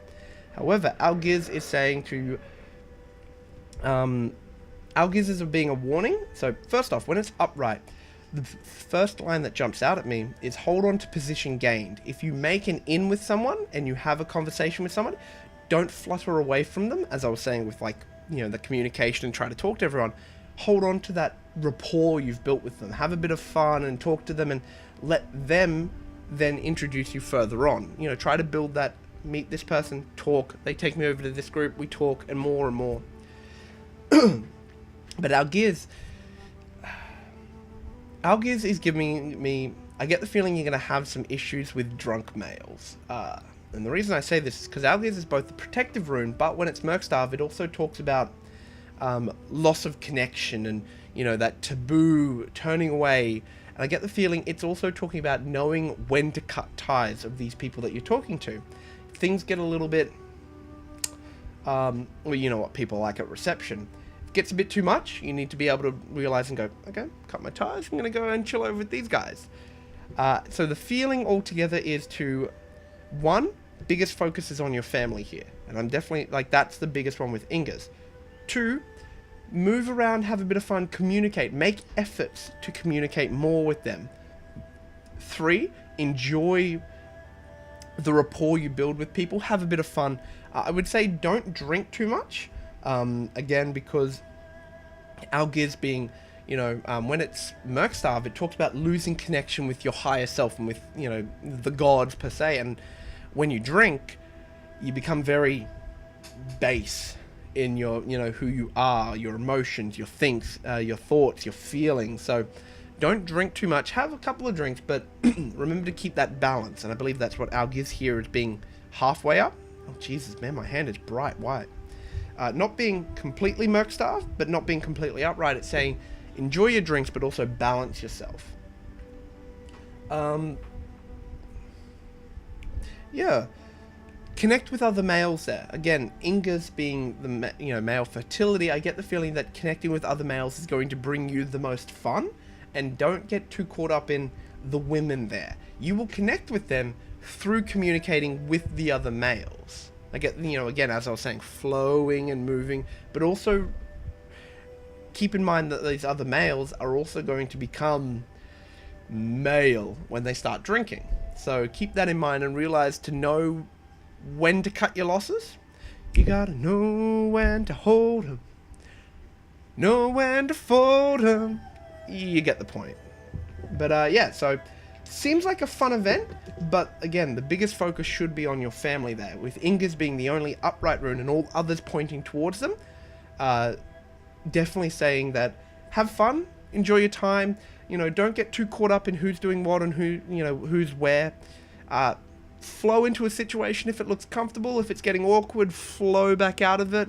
Open yourself up a bit more to be, to communicate and say, hey, this is who I am. But at the end of the day, your family is the biggest focus here. Especially, definitely so with Inga's. All things pointed back to your family. But yeah, thank you for your query. Very interested to see how it goes. Please keep me up to date. Swing me some feedback after you come back from the event. From what I can see, it's going to be a nice, comfortable event. Not too much, but again, when men start drinking, yeah. Especially when there's women involved. And yeah, Admiral Wrinkler, it's rough. I bought Doom, the new Doom, probably about maybe 4 or 5 months ago. It's a 60 gig game. Damn. I'm this is just a generic first-person shooter, right? It is a very beautiful game, nonetheless. As beautiful as killing, as beautiful as killing demons is. But it was 60 gig. I had to leave it sit for 2.5 days, downloading constantly just to finish it, and that's Aussie net, bruh. It's an absolute pain whenever my D&D group are let's not play D&D this week. Who wants to do a movie night? And I'm yeah, I'll be there in 3 hours. So, hopefully a little bit faster internet would be nice. Thanks, Johnny the Weeb. I look forward to it. My personal Discord I will drop into the chat room. Actually, I'll drop my personal Discord and the link to the Divcord that I'm rebuilding. If you are interested in, what's the word I'm looking for? Because this one over here, I don't usually log into it purely because you got to log out of this and then you got to do this 2-part, confirmation. Then you got to log back out and then log back in. So I just use my personal Discord. Just seems easier. I've done both. And I've had this same group for about 5-6 years now. So I've done DMing, and then I've done playing, and then I'm back to DMing, and then now I'm playing again. Currently working on my current DM's system he's building from the ground up, and we're getting very close to Kickstarter, and it's a pretty good system. No, wrong one, Johnny the Weeb. That if you're talking about that one there, that's not my does it say it under my name? My personal one? No, that one's not, that's not the one you want to add me on. I'll drop it in one of the posts, because that one I don't log into. But I believe I have a message from Angel. Sorry, man. Dark Teal Tree, right away. Would working with Hecate be favorable in the future? I remember you actually emailing me about this, and I hadn't replied to it yet. But, I mean, you did say that you're going to ask me this in stream, so let's do it.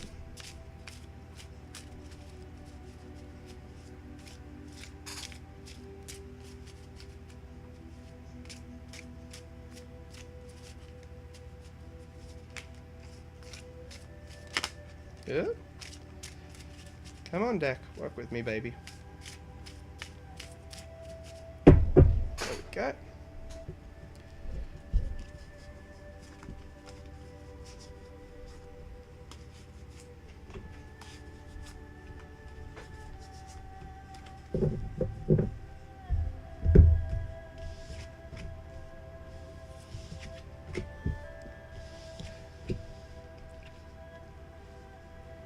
Alrighty.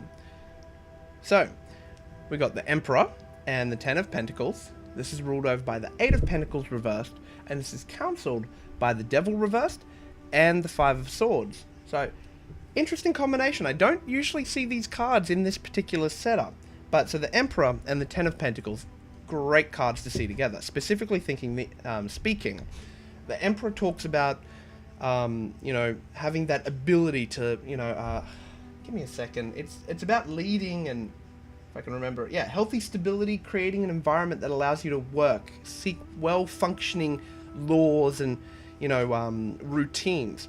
Ten of Pentacles talks about seeing returns on an investment. You know, again, inheritance sometimes, because again, it's that chest full of pentacles. So these two cards, great start off.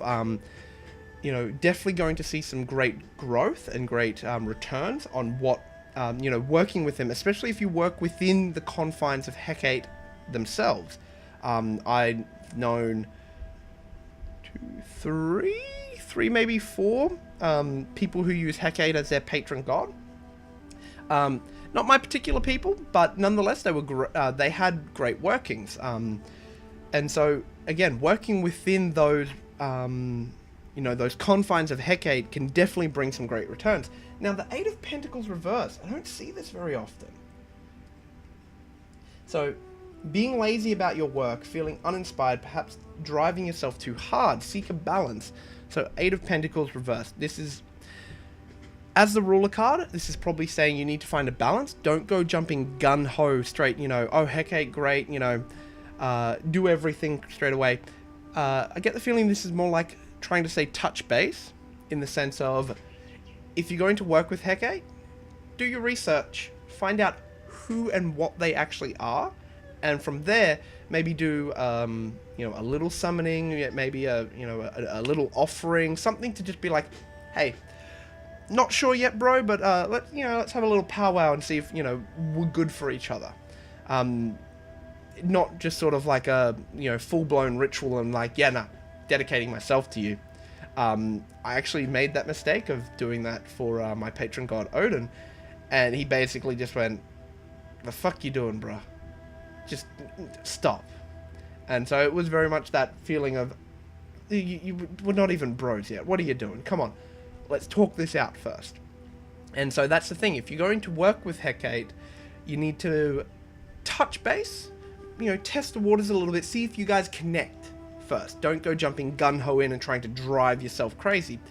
But also on the same note, don't just sort of be a lazy sort of follower. It's just like, yeah, no, I totes follow Hecate. Yeah, totes. Now the council cards. Five of Swords, I believe, talks about a hard-earned victory. Let me just double-check that one. Yeah, victory that comes at a great cost. And the Devil reverse talks about shying away from pleasures or not allowing yourself. And again, the Devil reversed, I believe, ties into that Eight of Pentacles of finding a balance. You know, don't go running gun-ho, but at the same time, don't make all your efforts, you know, just on building this rapport with Hecate. And I believe the Devil reversed. Now, the Devil is also a very physical card, you know, very carnal card. And it can also talk about being with people. I believe what this is saying is don't, again, the Eight of Pentacles is a great card. If I could stop flicking this up. In imagery, now if you look, if I can get this, he's locked himself away in a tower. He's got, you know, cobwebs built up in the tops there that are holding the other pentacles up. And he's working on his particular works. He's carving away, making his pentacles. Now what this is saying here is don't lock yourself away from the world. The Devil reversed here. I get the feeling being reversed in the past position, you do have this tendency to go full shy away and like, nope, I'm focusing here, everyone fuck off. And so what it's saying is don't do this. You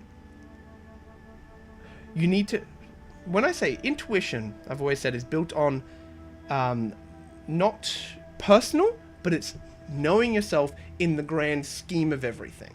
In the sense of that to build your intuition and to build your ability to be a diviner and an occultist and whatnot, you need to interact with the world. So same here, like, if I try to sit down and write my book, for example, it's very hard. It doesn't come to me very well.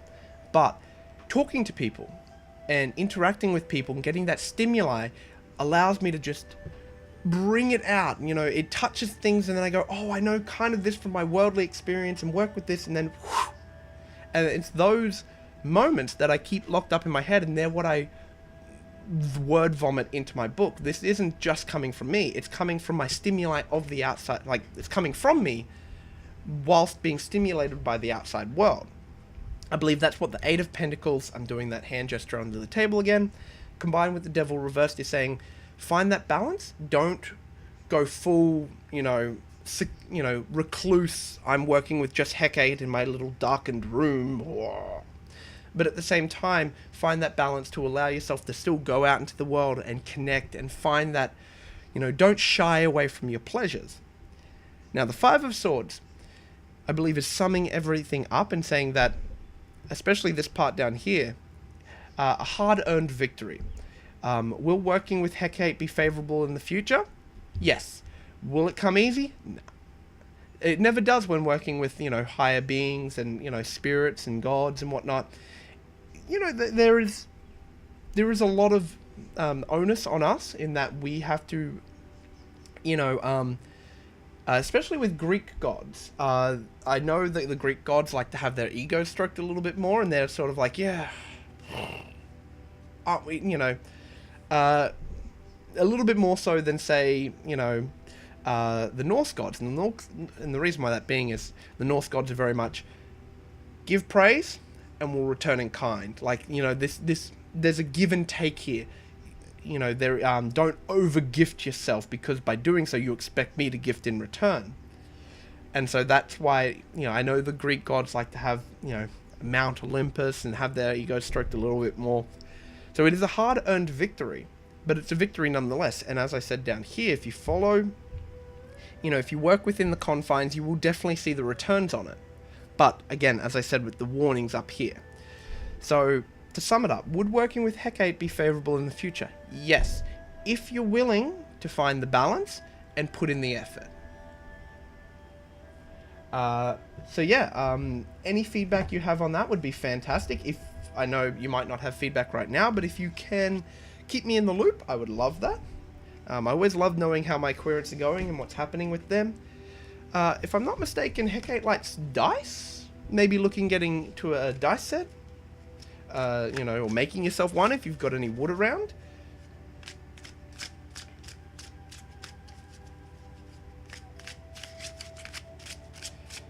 And I agreed, Admiral Wrinkler. I've actually been to Vatican City, and even in the tour groups, they're very hush-hush. There's a lot of locked doors. There's a lot of things where, like, you see the people walking around, they've got, like, literally these giant, ornate, like, cast iron keys that they use to open the doors. And I believe that's a little bit more for show, but no doubt there is a lot of security in Vatican City, and it's really cool. Like, it is...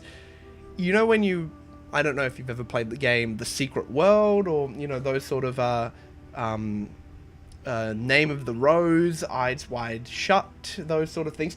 It's definitely those vibes you get when you're walking through Vatican City. And that's even in a tour group. Could you imagine just walking through it by yourself? Not that you'd ever be able to. But yeah, no, like, they've got some serious stuff going on over there. But, yeah, I've almost hit 2 hours. If you guys have, Exactly. And you know what? This 100% agree on that. If it's just, generic bullshit, why keep it locked up? Why won't you bring it into the world? Like, it's sort of... It's one of those things where it's just like, it's definitely got something to it. Like, we know... well, 1 hour, 45 minutes. It does. It just flies by. I don't even realize. And it's funny, because I only tend to do about maybe 6 or 7 readings.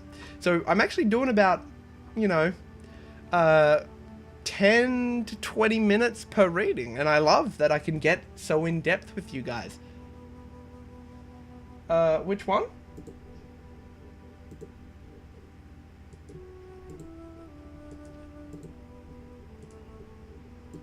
No, I don't believe I got your query, Admiral Wrinkler. Oh, damn, okay. No, never mind, my email system didn't upload,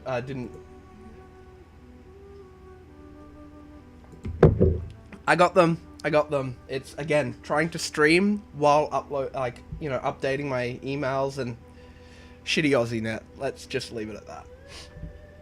Alright, so, I have DongDong, Valve, and John. Yeah. These last 3 readings, we'll get into these, and then we'll call it there. Hashtag Oznet.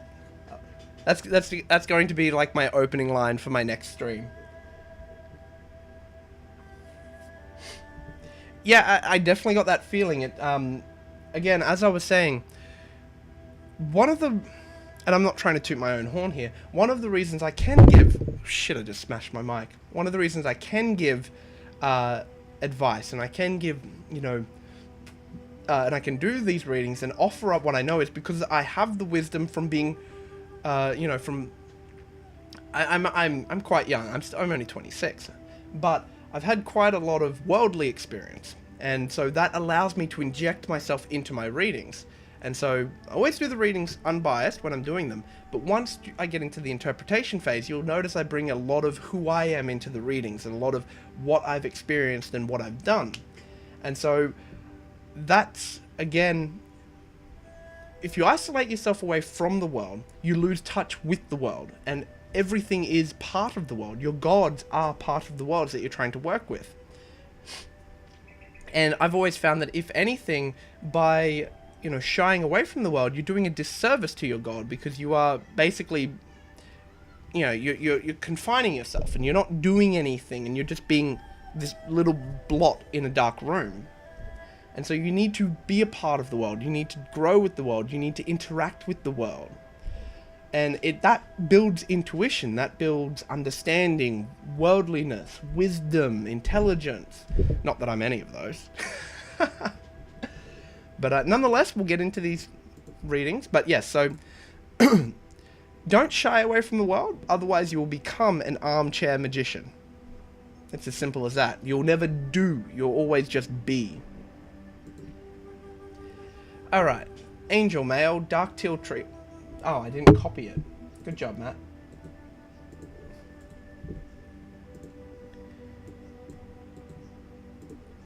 That's better. Turquoise Flower. Will I end up living somewhere else in the world? How's my life going to be like? Runes? I'm thinking runes.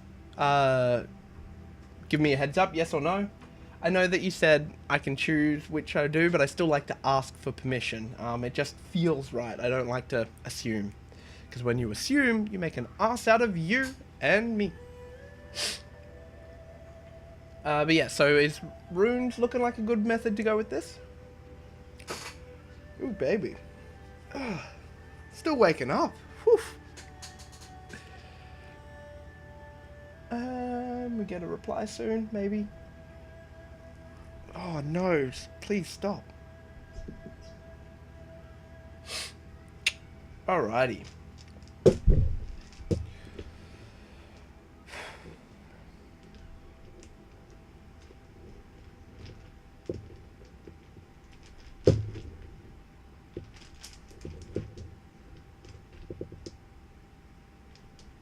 Four runes.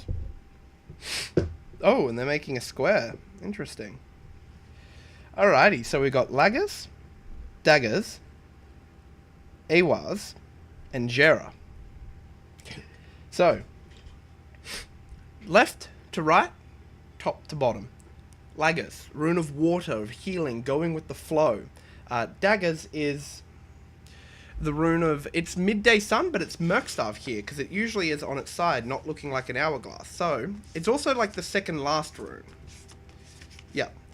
Completion, ending, limits, coming full circle. it is the end of a cycle, and it's balanced. So interesting that it's an end of a cycle, because it is both with Jera as well, but also daylight, breaking through, awareness, awakening. Now Jera is the rune of cycles as well. So, completion, cycle of life, get what you give, just rewards. So a breakthrough of stagnation, a bountiful harvest. Now, Awaz is the rune of travel, and, moving and traveling and following roads to their ends, and like physical and spiritual travel, so both literal and metaphorical. This is a very interesting combination, because you got, I'll use my right hand, end of a cycle, a breakthrough, a changing, a moving. Lagos, the rune of water and healing and growth and rejuvenation, but also going with the flow, moving with the water as you travel down the stream. And Awaz, which is the rune of travel, specifically moving and finding the end of your goals and following those roads. So you've got both of these runes that are talking about travel and moving, pointing in the same direction, and you've got two runes. Again, Daggaz doesn't usually talk about the end of a cycle when it's upright, only when it's Murkstav. Doesn't really have a negative connotation when it's Murkstav, kind of does if it keeps popping up, but since you've got end of a cycle and a breakthrough of stagnation, end of a cycle and a breakthrough of stagnation. Interesting combo here as well. Daggaz. Actually, I will show you this, because I think you'll actually get a kick out of this. So, this is my little handwritten notebook. Interestingly enough, I don't know if you'll be able to read this, but actually, yes, you will. Right here. So, Daggaz and Jera. Daggaz being the midsummer, Jera being the midwinter. Daggaz, Jera. You got both of the runes connected on the same side, both talking about the same thing, of an end of a cycle and a breakthrough. This is a really interesting spread, especially 4 runes. So, will I end up living somewhere else in the world? Yes. The Awaz and Lagaz both talking about moving and flowing and going, and both pointing off in the same direction, gives me a feeling that you will find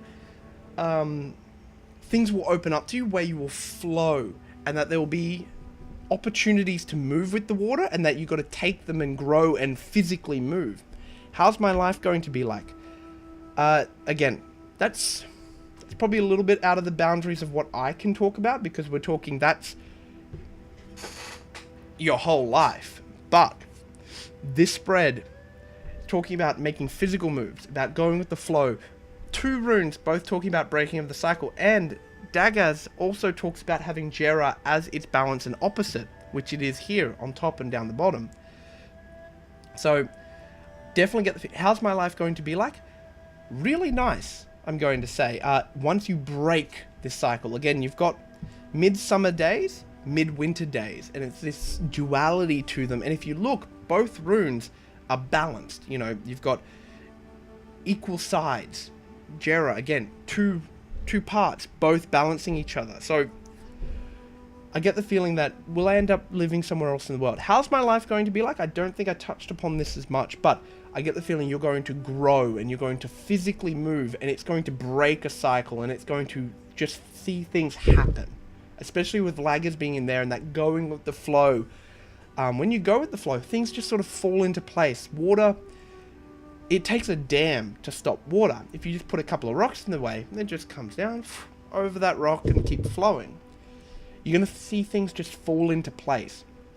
And this is one of the strongest readings I've probably ever gotten with my runes. Like, just the fact that they're so closely tied together, and that the symbolism and the interactions is just so on point. This is, whew! Exactly, and that's, again, Daggaz, when it's Murkstav, which it's, on its side, it is Murkstav. It doesn't necessarily have a negative connotation, but it does tend to talk about that stagnation, that getting caught. Instead of seeing the cycles, instead of seeing the cycles breaking and, rejuvenating and moving, it can sometimes talk about being tucked and caught and stuck.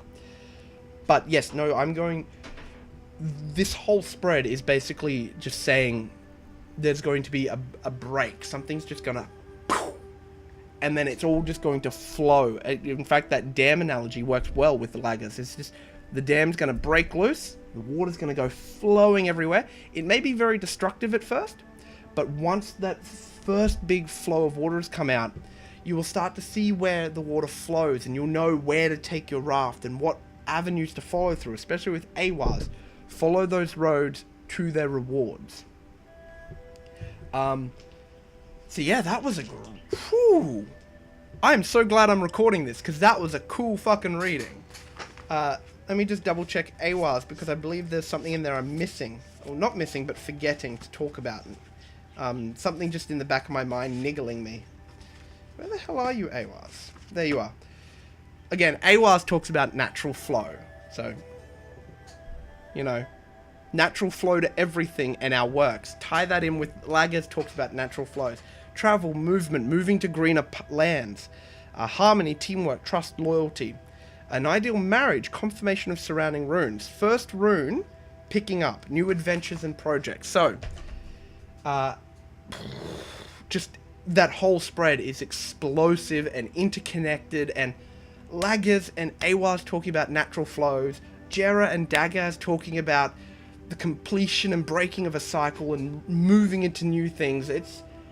Whoa, that is a huge fucking reading. Woo! Excuse the language, but I don't think I've ever seen my runes get that... ever.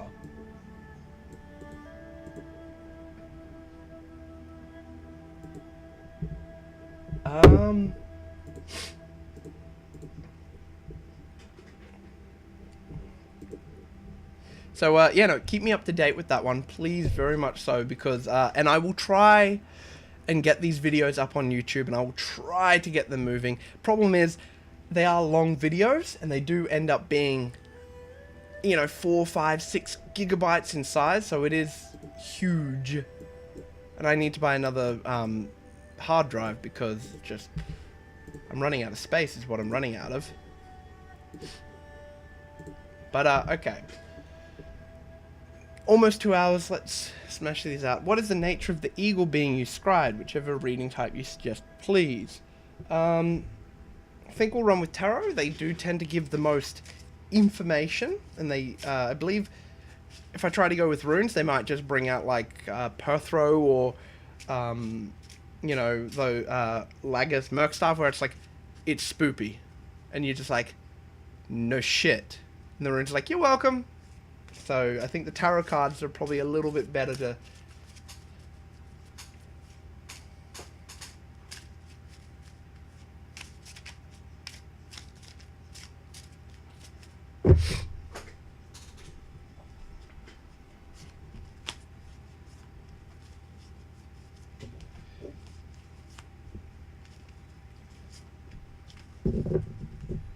I actually don't know how Twitch works with their saving of videos and whatnot. I don't know. I know they don't save them as you upload them. You gotta upload them yourself, so...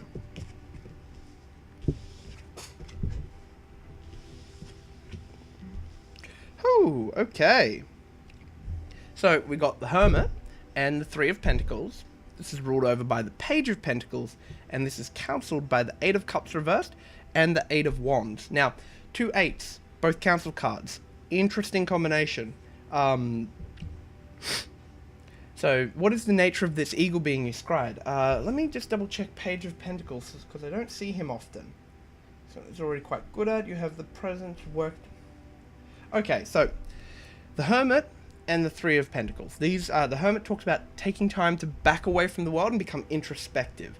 It also talks about learning of yourself and the world itself by spending this time by yourself.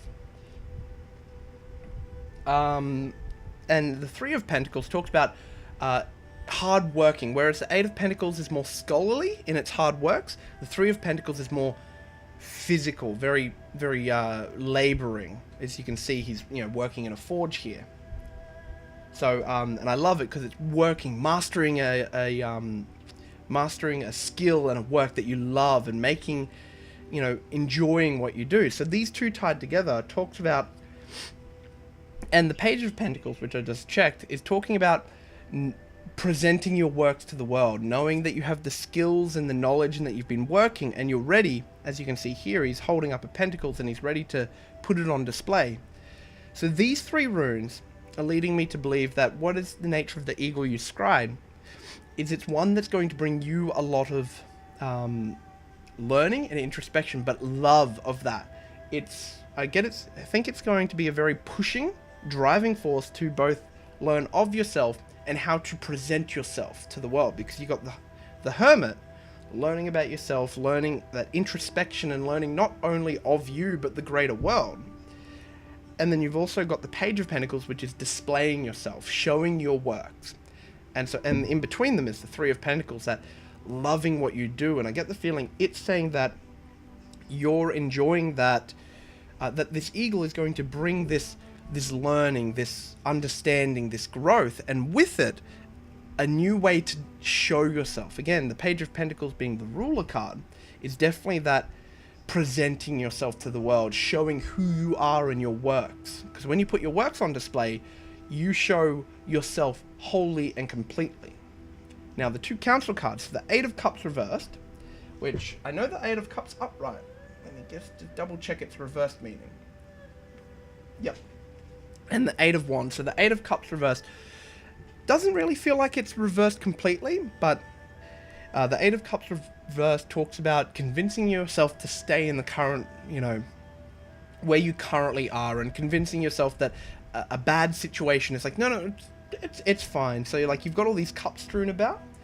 When the 8 of Cups is upright, it talks about looking to greener pastures and looking to, better lands. Now, the fact that it's the past council position and it's reversed and, convincing yourself to stay here sort of feels like a warning card. It's like, yes, what you're going to be doing here is really going to shake up, and what this eagle brings to you is going to, the thing about introspection, the thing about learning about yourself is you often learn things that you don't want to learn. I know this personally. I've learned some truths about myself that make me go. So, but Page of Pentacles, it's allowed me to become more of who I am and to present myself and to, display who I am a lot more comfortable and a lot better, and also show who I am. Not just show what I want to be, but who I am. I mean, I would never have done a video stream before. And so the 8 of Wands as the future council cards, great card. Lots of movement. Things are going to fly if you take up this. And you accept those warnings of, don't try to stagnate and keep yourself stuck where the old you. So what is the nature of the eagle being scribed? Learning. Again, if you remember, I said it had a very long beak. It didn't look like an eagle. I think I remember saying that it had sort of like an owl-like face to it, that very piercing gaze. So again, owls being about learning, eagles being about, you think about the bald eagle with the US. It's proud, it's strong, it's showing itself.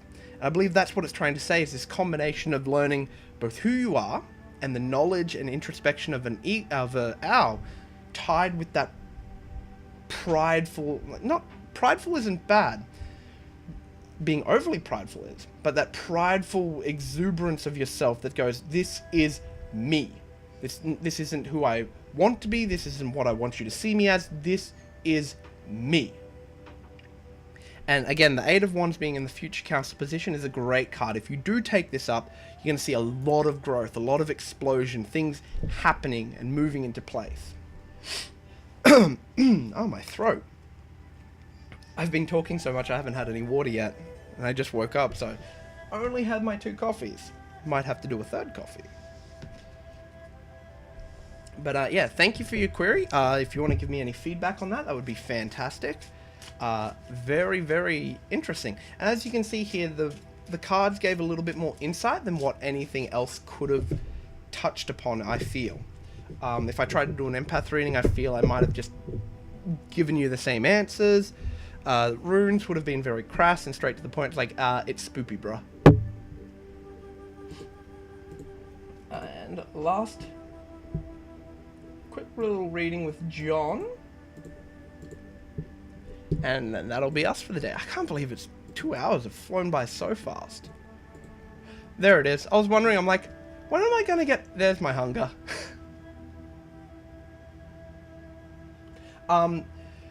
if you go to my channel, you can see my feed. There should be my channel feed. Should be like I should have a couple of posts in there already, which is like good morning guys, unfortunately there's not going to be a stream today as it seems my computer kicked the bucket last night. So those sort of things. If not, I'll still type them in the chat as I end the stream, but you should be able to find them on my channel feed.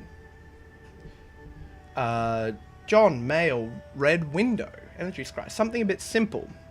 I like simple. Could I get a general love emotional reading for the month ahead?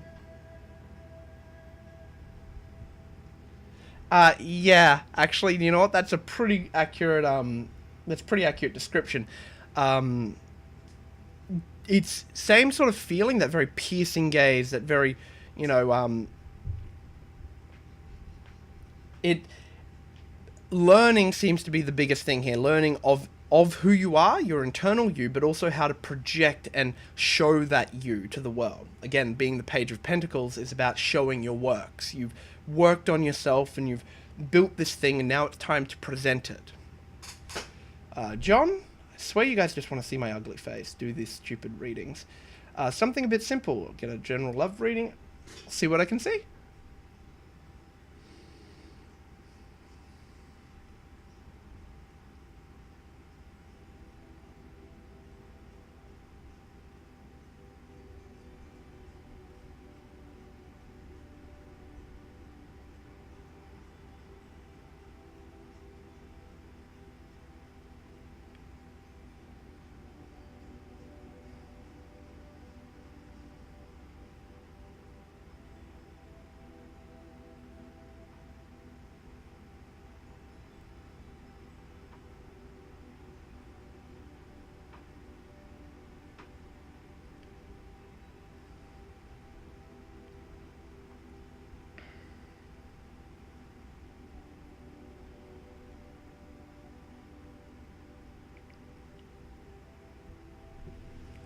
Alrighty, so I had a look.